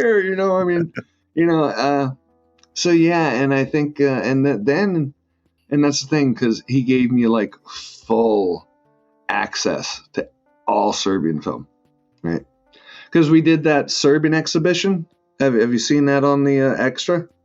I have, and I know a couple people that went and God, I'm not going to say a name, but somebody I know from one of the Facebook groups had some hangout time with you, and one of his big claim to fame is like, "Look, I got a picture with the baby." Yeah, no, I still have the baby. Yeah, babies. I got everything. I got everything here. And here's the problem: is that because at the time of that, we had the screening, we had the exhibition, and we were running the eBay auction to sell everything. First, Serbian Baby was already sold.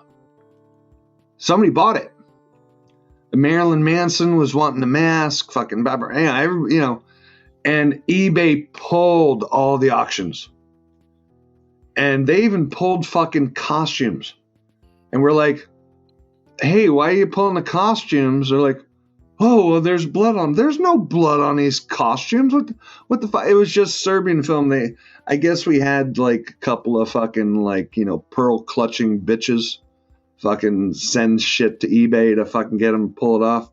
Of course. But then you could still find Serbian film on eBay, but it wasn't under movies. It was under like home and garden appliances.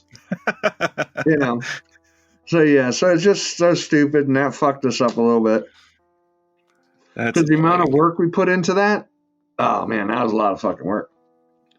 But yeah, so I've helped Sergeant sue other companies, and yeah, it's been Yeah, it's been a ride, and Serjan's a great guy. And he used to live here in California, trying to work in the movie industry and shit. And everybody was interested, but when the money people are like, "Wait, what movie did he do? Wait, this is the baby fucker movie? Oh, we can't do that." And the thing is, he's got some amazing scripts, and me and him are working on a script called Wolfer Down. Ooh, it's part me and part Serjan. Interesting. And as a sophomore effort, people will shit their pants if we can ever get this made. Okay, and all we need is 300,000 because he made Serbian film for 300,000 in Serbia. So 300 would what we need. Wow. And I'm just starting to fucking put the feelers out now because I want this guy to make another film because he needs a sophomore effort. Oh yeah, for sure. You come out of the gate with that film for your first film. I mean, yeah, mine was Bouquet of Guts and Gore. The other films, I wrote or, I produced and shit, but Bouquet was my first directorial effort. And the only reason it's as it is because I had a good team. But Serjan's got an amazing team. All those people are still available. Milos is ready. Fucking Vukmir, the director's everybody's ready. And it's just like, So I'm going to be pushing because the thing is we're going to be like killing it with Serbian film soon because I got Scott Shermer from Headless working on the documentary now. Because I culled that's the thing when Serjan showed me all the behind the scenes footage that they shot. They had a camera woman on set shooting every day of the movie. Wow, that's pretty damn rare. Yeah, and it was 62 days of shooting. So Jesus Christ, that's a lot of footage. They had 160 hours of behind the scenes footage. And I saw that and I'm like, hey, let's make a documentary. And he's like, oh, blah, blah, blah. And the only shitty thing is I had this this indie guy that was working with us, but he flipped the fuck out. He lost all the footage we fucking edited together, the extended cut and the documentary. Lost it all. Bonehead didn't save the timeline on anything else except the hard drive. I think that his dog fucked up. He's going through a little bit of a hard time, but I had to fire him because I was working with him on another film, but yeah, that thing went to shit too. Yeah. So anyway, I cut the Serbian behind the scenes down to 2 hours of all the best footage from the 160 hours. We got all new interviews from Serbia, from all the actors, DP, everybody.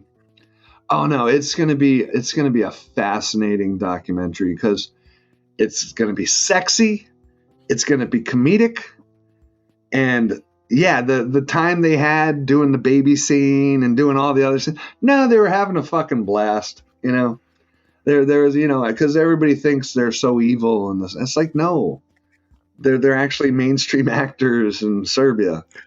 It's just, Serbia has a weird film industry because they don't make horror films. They usually do dramas and war movies because they had genocide going on over there, and that's the thing. That's why Serbia hasn't made anything new, just because.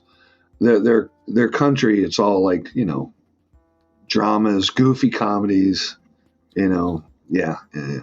But it's gonna be awesome because soon we're gonna be having the extended cut and the documentary cut. We'll probably have fucking some vinyl come out for the soundtrack because the soundtrack is amazing. I've been wanting to do that myself, but I don't have things, so I'm talking to another company who's really good with vinyl. So I think you're gonna see us now spreading out, in a good way, not like herpes or anything.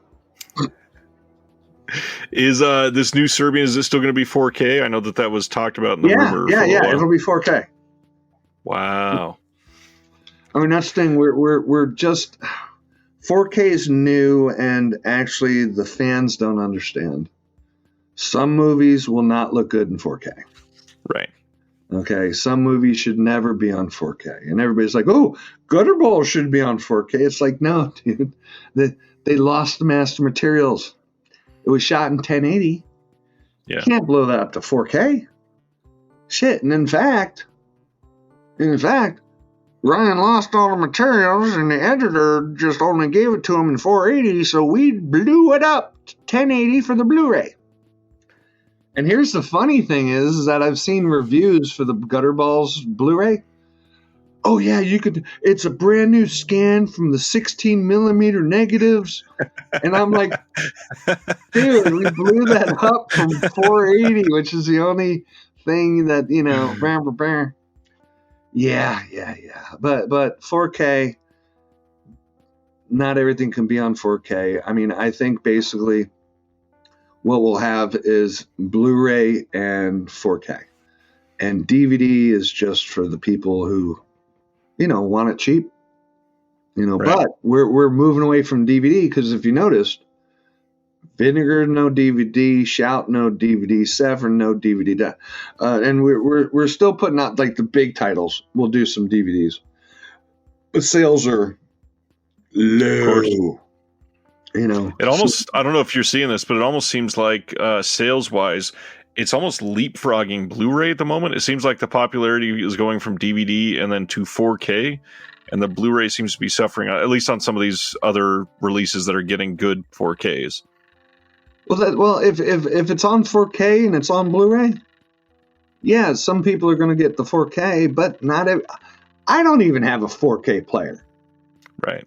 I do not have a 4K player because the funny thing is they had the 4K players and they had the 4K the TVs, but the fucking cable couldn't do 4K.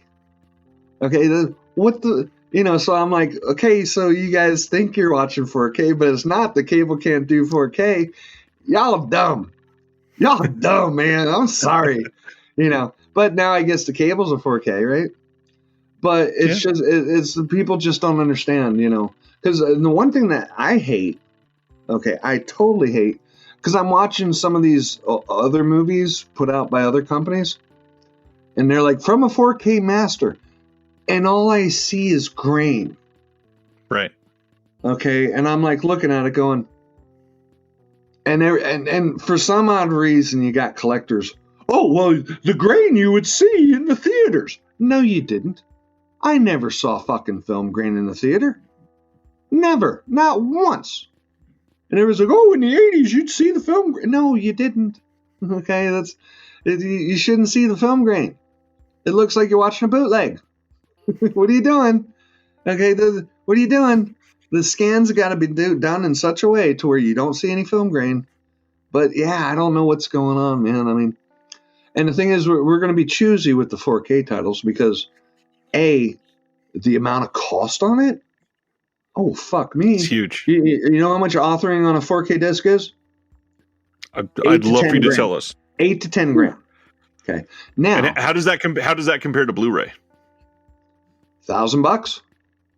Jeez. Okay. So now there are some people that can get it cheaper. Like I'm talking to a guy, $1,500. He does this and that. I'm talking to another company, $2,600. But if you go through any of the big manufacturers, it's fucking $10,000.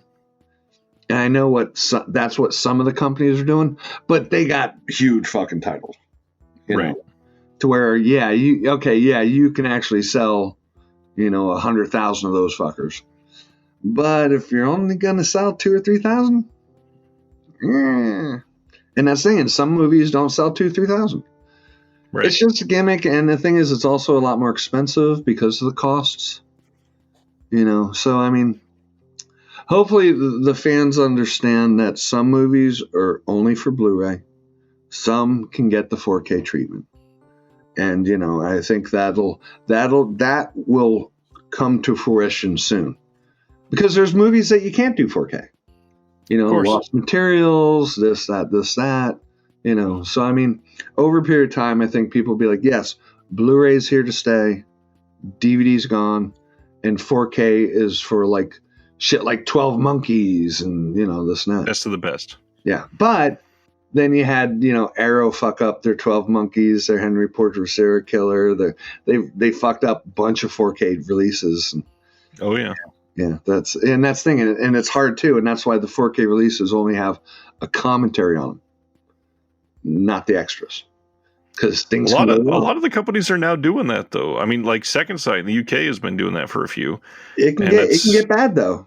Once they have one fucking like return on like something huge, yeah, Right. They'll probably go. Because everybody I'm talking to, they're like, just do commentary on the 4K disc and have your Blu-ray with all the extras. And I'm like, okay, we're going to do the Blu-ray anyway. So, okay, yeah, we'll do that. Yeah. The last big thing that is a part of the current lineup before we go into what's coming, this too extreme for mainstream line. So I'd like to know a few things. So first of all, how well have these titles done for you guys? Have they been selling fairly well? Yes. Good. Yes. So I mean, they slowed down, after the initial. I can't look at this title without laughing. I'm sure you're going to find this hilarious. I sat my wife down and had her watch this with me. And for the first she time, still looks both back. of you? Yep.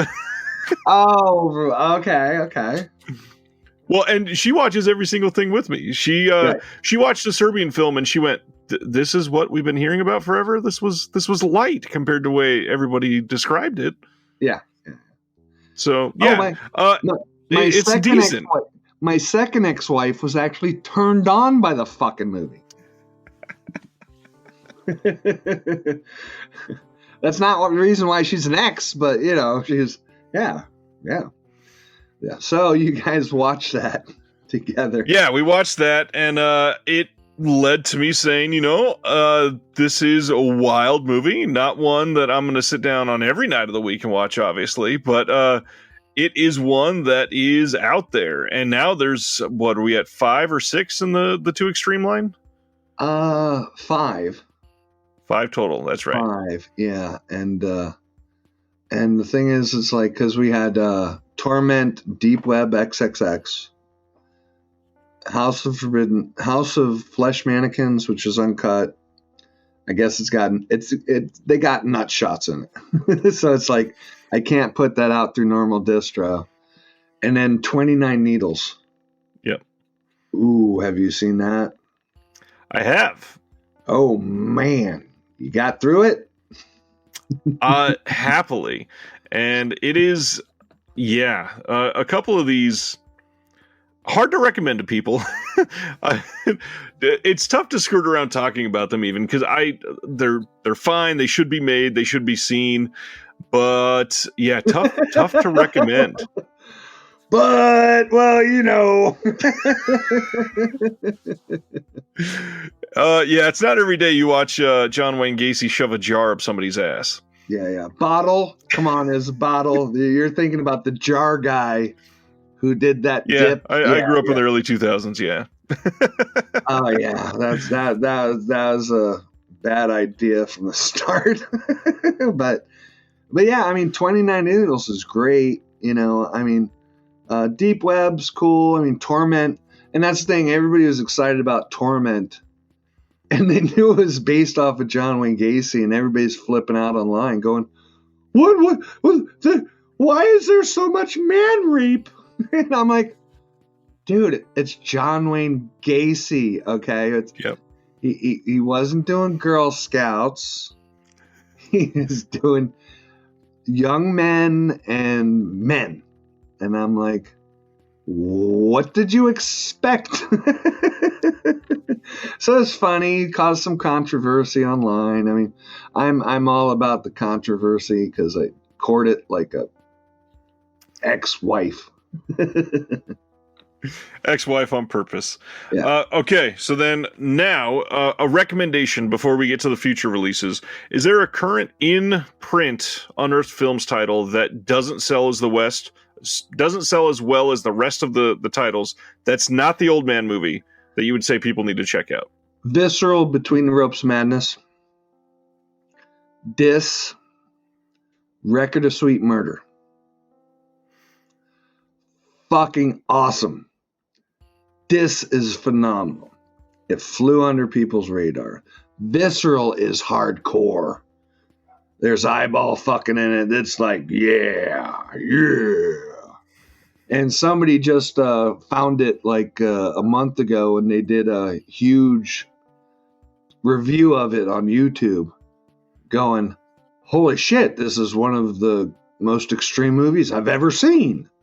And the guy's seen plenty. That one flew under the radar. But the people who've seen it is just like, this is amazing. So I'm hoping to actually try to buy the rights outright from the guys who made it, because it was made in Chile. So I'm hoping to, and I've been pushing because it's going out of print. So is Dis, and so is Record of Sweet Murder. And Record of Sweet Murder, that one flew under the radar because no one's ever heard of it. No one's ever seen it, So it's like, so those are really powerful films. They're great. Dis, Visceral, Between the Ropes of Madness, Record of Sweet Murder. Find them before they're out of print, because then they're going to be selling for $60 to $80. $60 to $80, and you're all going to be like, well, now I know it's a badass movie. I gotta pay $80 for it. No, find it on Amazon right now. It's cheap. You can get it through Grindhouse Video, Diabolic Video. Bam, bam, bam. One of the ones I want to throw out there is this one. This was a discovery for me. I had never seen this, and so watching this, my wife and I both loved this movie. This was really well made. That was, you see, and that's the thing. It was that movie was made on a bet. There was a producer in Japan who Ray Kitamura, right? He did Versus, Godzilla, and that director, I forget his fucking name. I'm sorry. It's like I told you, I'm not the best. Yukihito Tsutsumi. Yeah, I wouldn't never. But they were drinking at a bar with the producer, and they bet themselves like, hey, who can make the best movie with only 2 people, 3 at the most, in a 1-room thing? And so that guy made 2LDK, and Ray did Origami, and that's like a fucking badass sword fight, with a Goblin King or something. That's just nonstop. Yeah. And 2LDK, we got, because that's just so much fun. It's just so much fun. It's just 2 actresses going nuts that are roommates, and just they go over the ledge. That was that. And what they did was, in Japan, they had a screening of both Origami and 2LDK, and they had the theater goers vote. Nice. 2LDK won by 1 vote. And we might pick up Origami, which is the sword thing and stuff, but nice. The thing is, people don't know us for Kung Fu, even though I love motherfucking Kung Fu. I love it's a big deal right now, too.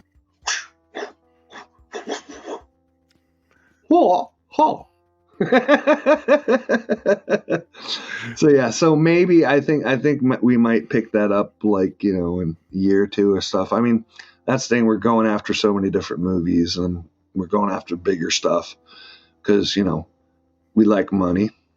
I like money. You want to go to Starbucks? Well, I don't have time for a hand job. Sorry. My fault. I've had worse, believe me.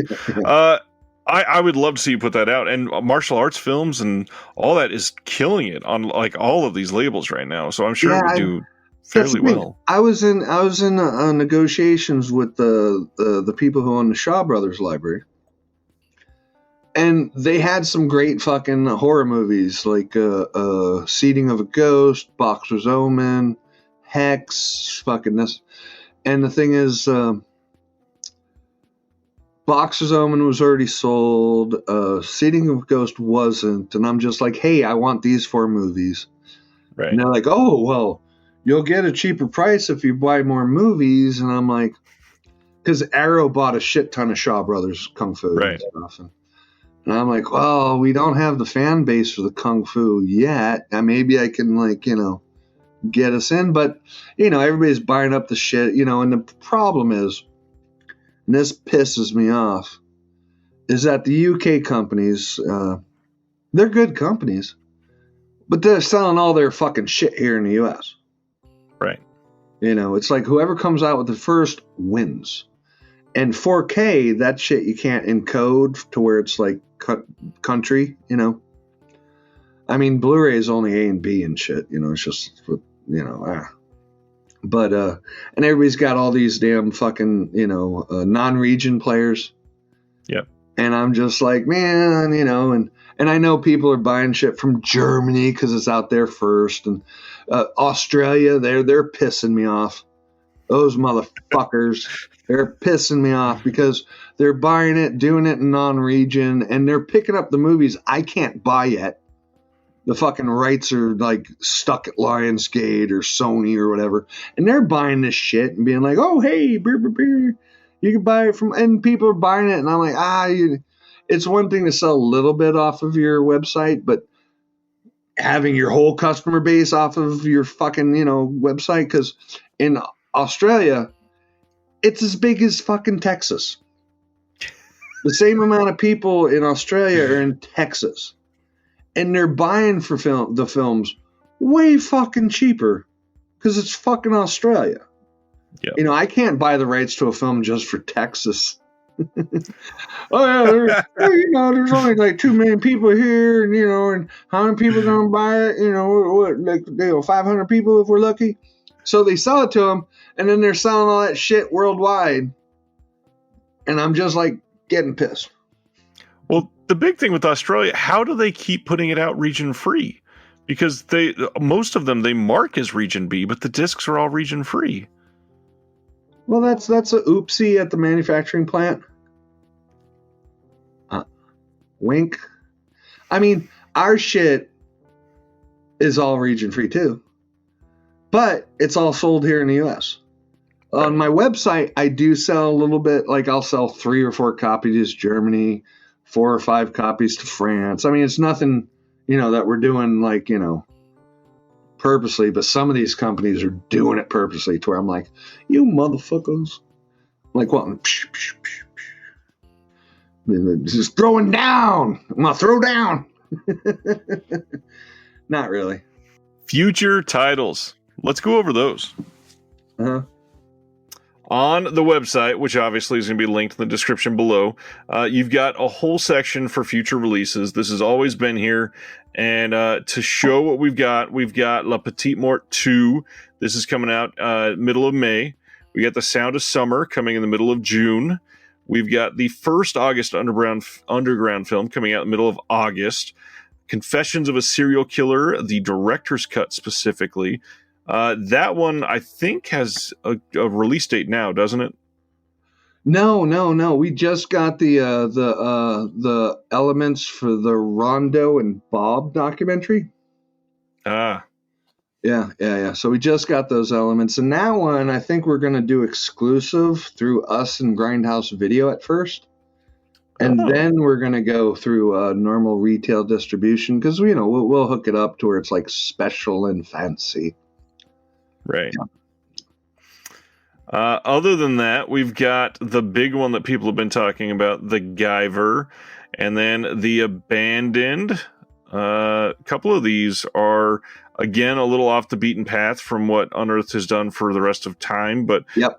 reading about them, they look and sound pretty great. We got Sabura here, full body massage, death escort service, which is Sean Donahue and Chris Woods from Florida. Sorry, it's just the title, come on. It's a great title. Then Dead Girl, I know a lot of people were excited about that.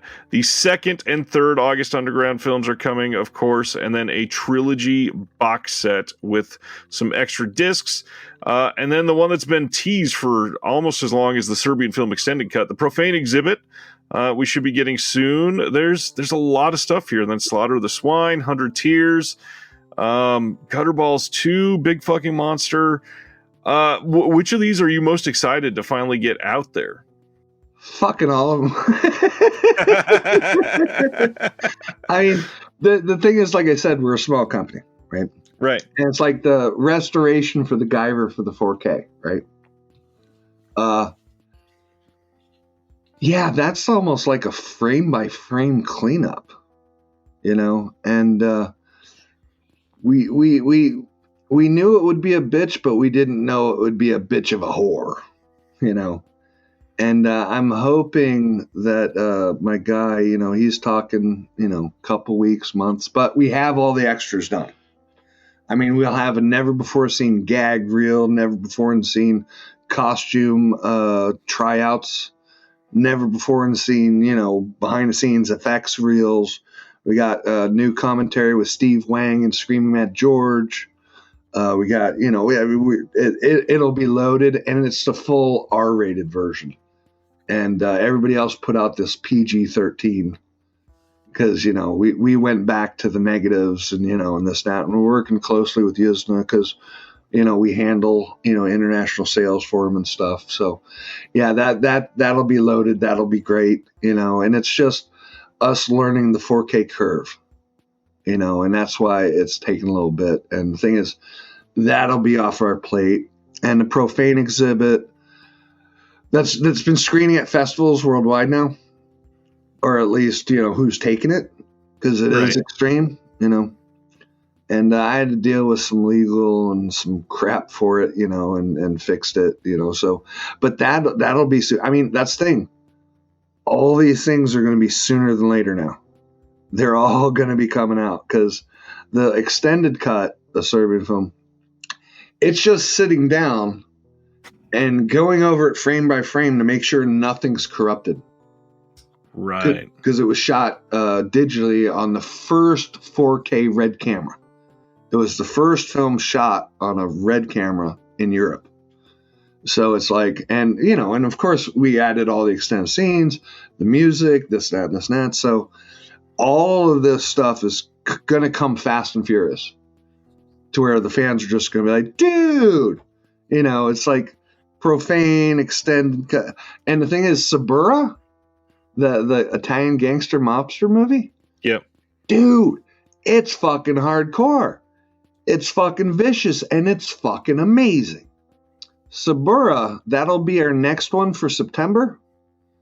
And the thing is, Sabura actually premiered on Netflix. Interesting. I'm pretty sure it was probably edited. So this will be the first time it's out. But Sabura did so huge on Netflix that they ended up doing a 3-season episode, a fucking continuation of the movie. Wow. And that did gangbusters. And the director, he's a big director. He did the Gomorrah series, and he also did that. The fuck was it called? It was Day of the Sicario. Starred. Oh, yeah. Yeah, have you seen that? What you're talking about. I've not seen that one. No. Dude, it's vicious. It's like that. That's a fucking drug gangster movie. Fuck. Interesting. It was Sicario, Day of the Sicario, which is like Day of the Assassin or something. But dude, I watched those and I was like, holy moly! And that's why Sabura is so vicious, because it's like full on NC-17. You got Bush, drug use, murders all over the place, shot elegantly, shot amazingly, and it's about when the mobsters in Italy were trying to get Rome, or a city in Rome, to turn into the new Las Vegas. So there was all sorts of shenanigans going on, literally. Like the Roman Catholic Church, all the politicians were involved, all the mobsters were involved, and everybody's killing everybody to get a piece of that fucking new Las Vegas that never happened. So it's based off of that, but man, it's like gritty, it's dirty, it's amazing. All the actors are top notch. So it's like, and the funny thing is my business partner was like, hey, my son's trying to find this gangster movie and it's not available. And I'm like, what? And he's like, yeah, and here's what it's called. And I watched the trailer. I was like, oh shit, that trailer's badass. And I'm like, okay, let's see if we can find it. And yeah, it was just sitting in a big library, just sitting there. And we're like, hey, man. So when we got all rights for that for VOD and this, I think that'll fucking do gangbusters for us too. Probably. Just because, it did well enough on Netflix, never physical release, that they made 3 seasons of a TV, and that's a lot of TV shows. That's like 33 or something like that. Yeah.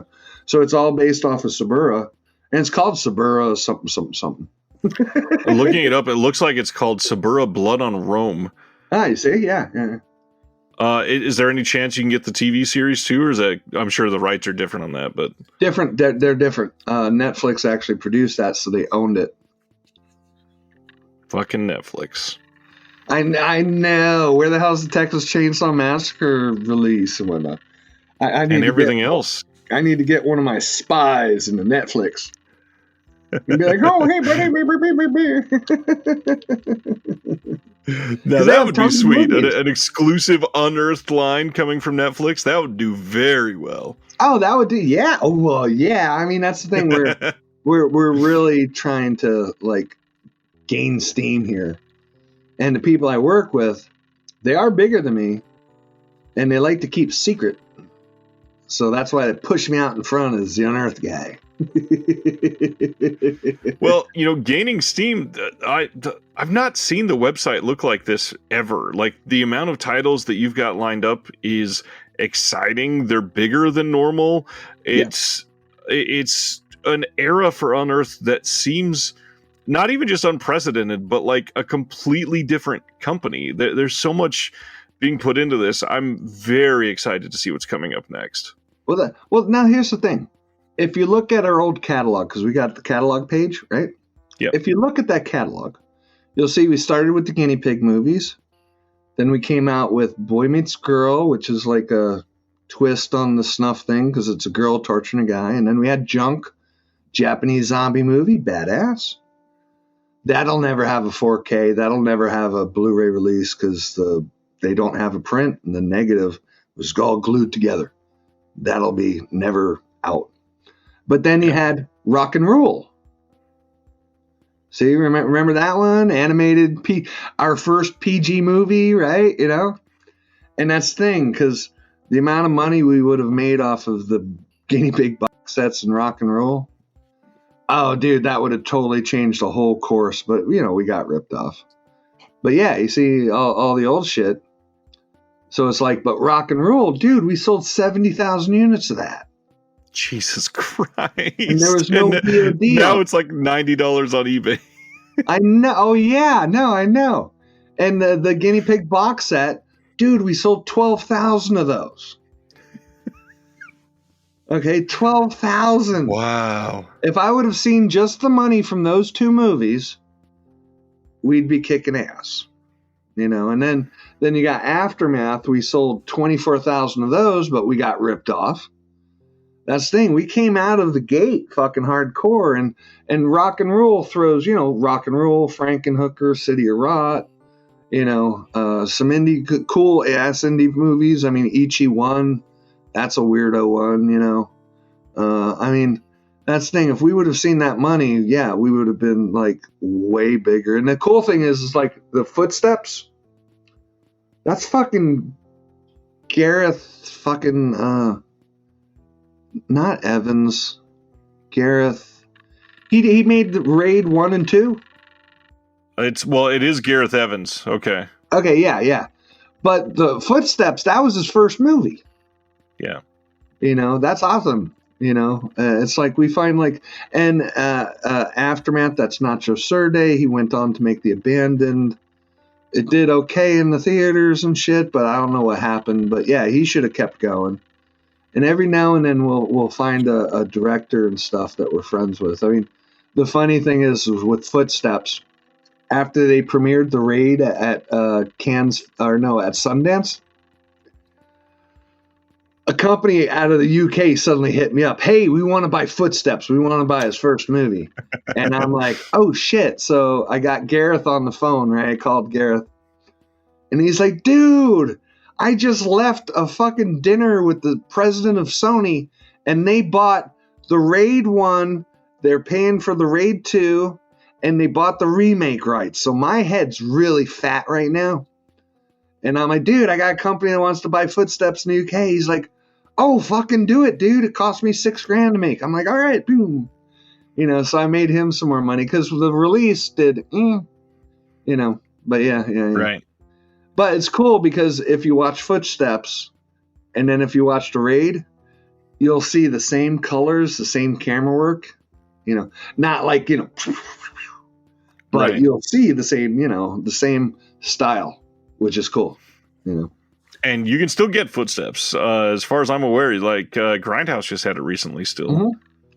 Yeah, I sold Grindhouse a bunch of our overstock because, when a contract ends, okay, usually I can either blow it out for $1, right, which makes nobody any money because shipping it, and this and that.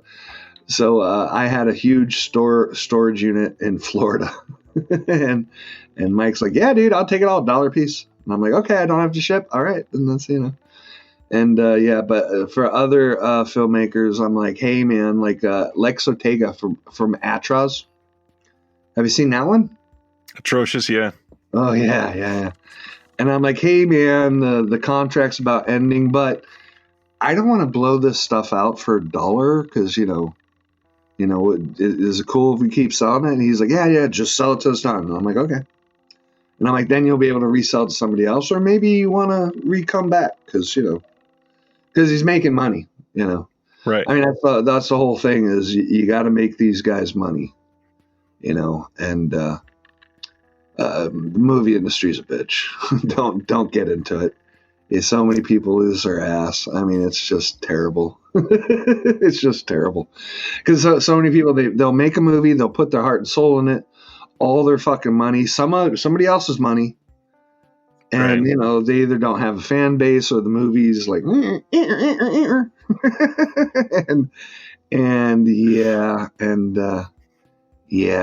it's not.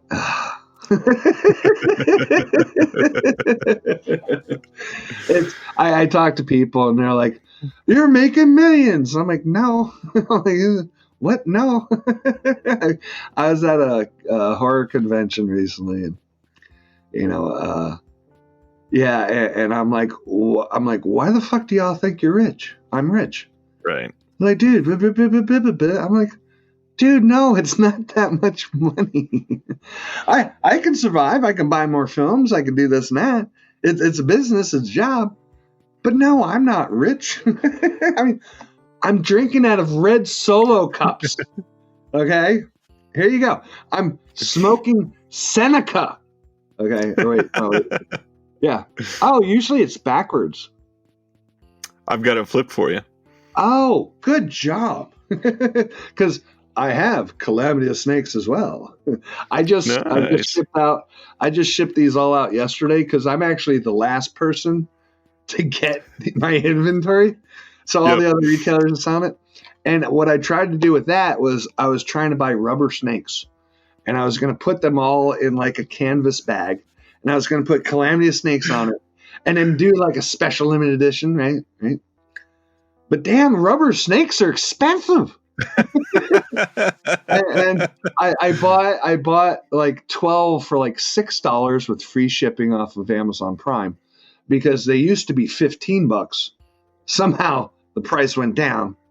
And I was like, well, let me see how the snakes look. And they were all like, and the thing is, I gave the first 12 people who ordered Calamity, I gave them a free rubber snake. I give people free stuff when they order for me. And the funny thing is that I got these are all rubber cockroaches, flies, ants. And I usually throw some into a package when I'm shipping them out. Nice. And it's funny because the customers get them and they'll put them on their DVD shelf. And every once in a while, the fake plastic roach will fall. And then they think it's a real one and it freaks them out. They're like, ah!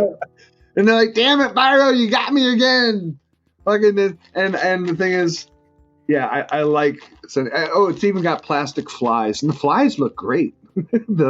So I try to give people like free posters when they buy from the website, because I got tons of posters. I give them free posters, free bugs, free snakes, free whatever the hell and the thing is, if I'm a little bit late, I usually throw them like an extra DVD or something. I try to always like hook up the fans, because without them, I'm selling used cars. Well, if I remember right, I think I've actually been on the receiving end of that. I think there was something, you got a shipment in late or something, and I don't remember what title it was, but I ended up getting one of the old DVDs just thrown in, I think. Oh, which one was it?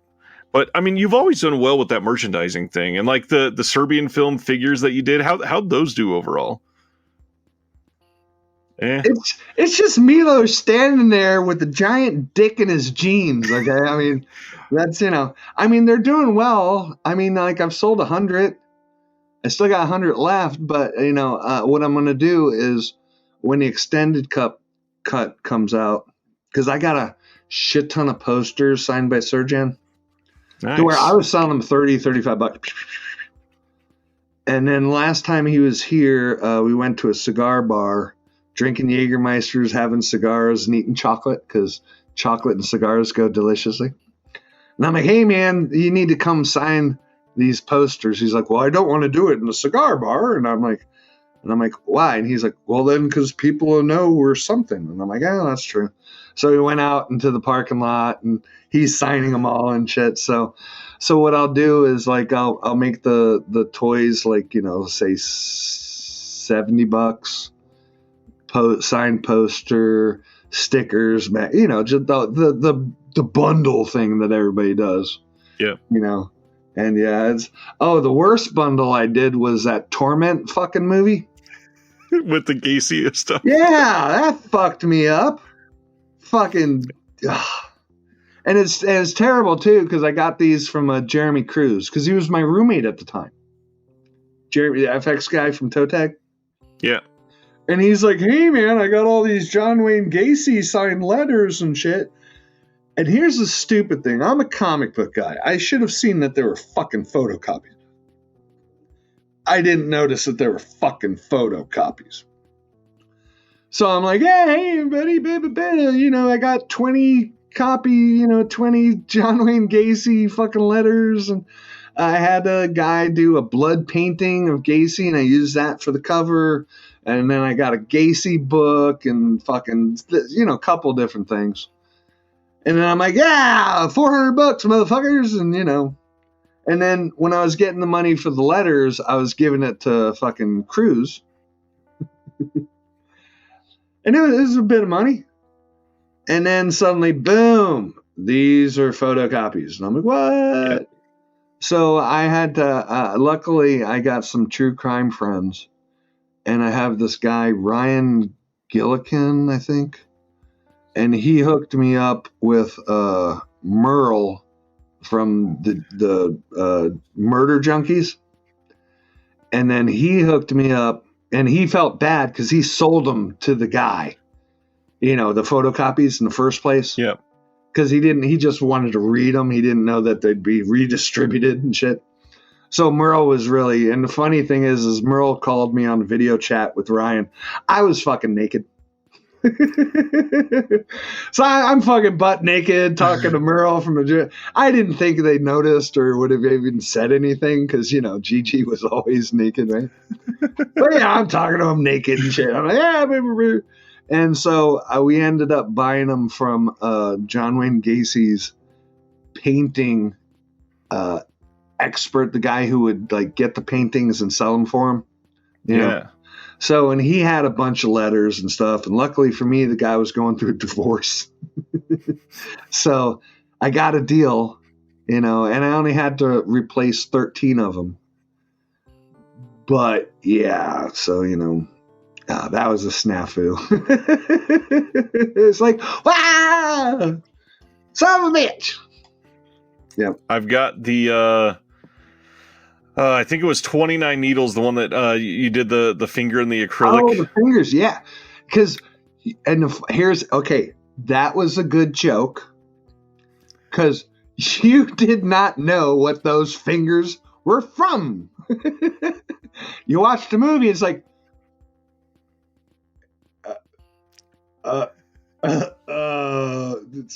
is that one of the I mean, it's encased in plastic. What the fuck, Biro?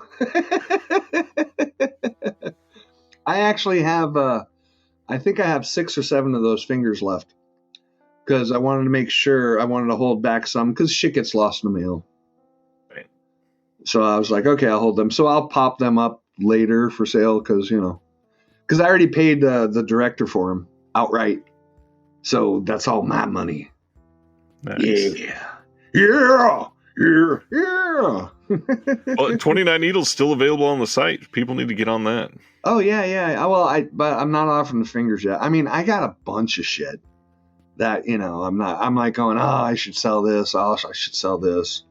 I need to sell some shit because I got too much shit. Because I got. Sounds like you're just too fucking busy. Huh? It sounds like you're just too fucking busy nowadays. No, I am. No, that's and I've had people offer to be like, the fuck is it where they work for free? An intern. Yeah, indentured slave. Yeah, and I'm like, man, I can't do that, and I have people helping us out, and they're doing it out of the goodness of their heart. Thank you, Susie Ayala, who's watching. She helps me out. She's a social media marketing expert. She really kicks some fucking ass, as you know, because she helped get this. Because she called me at 7:28. Hey, Steve. You got the video interview. And I'm like, what? Ah, shit, I got to put on clothes and let me brush my hair. Hold on, let me hook up my thing. And she's at least a shirt. Yeah, I know. No, she's amazing, I mean, yeah. I mean, that's the thing. We're small, Yeah. And the thing is, staying small means I'm not going out of business. Because, I've looked at the numbers over the years and shit, and it's just like, ooh, okay. I'm like, ooh, yeah, no, that was a lean year. Because you can see, if you go through our titles, you can see when we had lean years. Yeah. And it's due to the quality of the films, But now, Doing all right. Yeah. We got all sorts of new shit coming up. I mean, I can tell you one because this is not going to be shown for a week or two. Yep. Evil Inco, starring Malcolm McDowell. Really excited about that. We managed to find all the interviews that they did on set and this and that. And Evil Inco it's a big film, but it actually, went under the radar for a lot of people. So I think our release is going to make, and that's the thing. It's I'm joking, but I'm not, because I talk to some of our cult retailers all the time. Yep. And about 6 months ago, I was laughing. I was like, okay, I'm going to start collecting actors like baseball cards. And I'm like, okay, I got Ray Liotta now on the board. I got Jeff Daniels on the board. I need Malcolm McDowell. Hey, I need Sylvester Stallone. How am I going to get Sylvester Stallone? And the funny thing is a Sylvester Stallone movie called Nowhere to Hide came into my bag of goodies. And it's his early, it's like his second movie that he starred in, but he's in it, And the thing is, we're in talks. There's a new 4K scan, and suddenly the guy who owns it's like, I want $1 million. And I'm like, you ain't getting that. $1 million. Yeah, $1 million. Oh, I've had some film. I mean, because remember, some people produced a movie, some people made a movie, then they passed, and then it's their families. Right. And the funniest one is the film Legend of Boggy Creek. Remember that? Oh yeah. Yeah. So the guy from Rue Morgue hooked us up with the lady who owned it, and she wanted a fucking $1 million. And it's like, you ain't getting $1 million. I mean, yeah. So and From so anybody. Push away. It's like, no, you don't know what you're doing. I mean, we've dealt with that, we're dealing with the family and shit, and sometimes it's good and sometimes it's ridiculous. It's just one of those things. Either way, you've amassed some great things over the last couple of years. The upcoming list is ridiculous compared to the last decade for Unearthed. I'm super, super happy for you that you're feeling a little more confident and comfortable in what's happening right now. Yeah. I hope for the best for you. Oh, thank you so much. I mean, I wouldn't be here if it wasn't fans of fucked up movies. And and it's great because now that we're expanding and everybody's cool with it, I mean, that full body massage with Mimi Rogers, dude, if you go to blu-ray.com and you look up on it, so many comments. I'm trying to work out a commentary with Mimi Rogers right now. I think she's going to want a little bit too much money, but I'm working with the other guys. So, and that's, that's sort of, that's out of left field. But it's Mimi Rogers having a nude massage for the whole movie. So, okay, yeah, we could do that. I think it was like top 10 on Mr. Skin's website. That sounds right. Sounds about right. All right, Mr. Skin.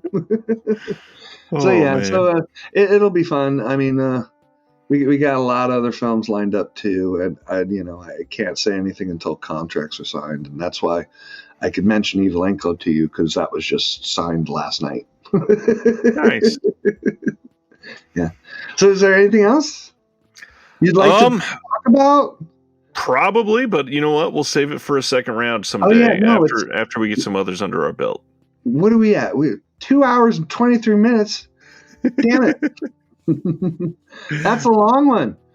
It's pretty decent. You should cut it up into certain things or whatnot, or hell no. I will.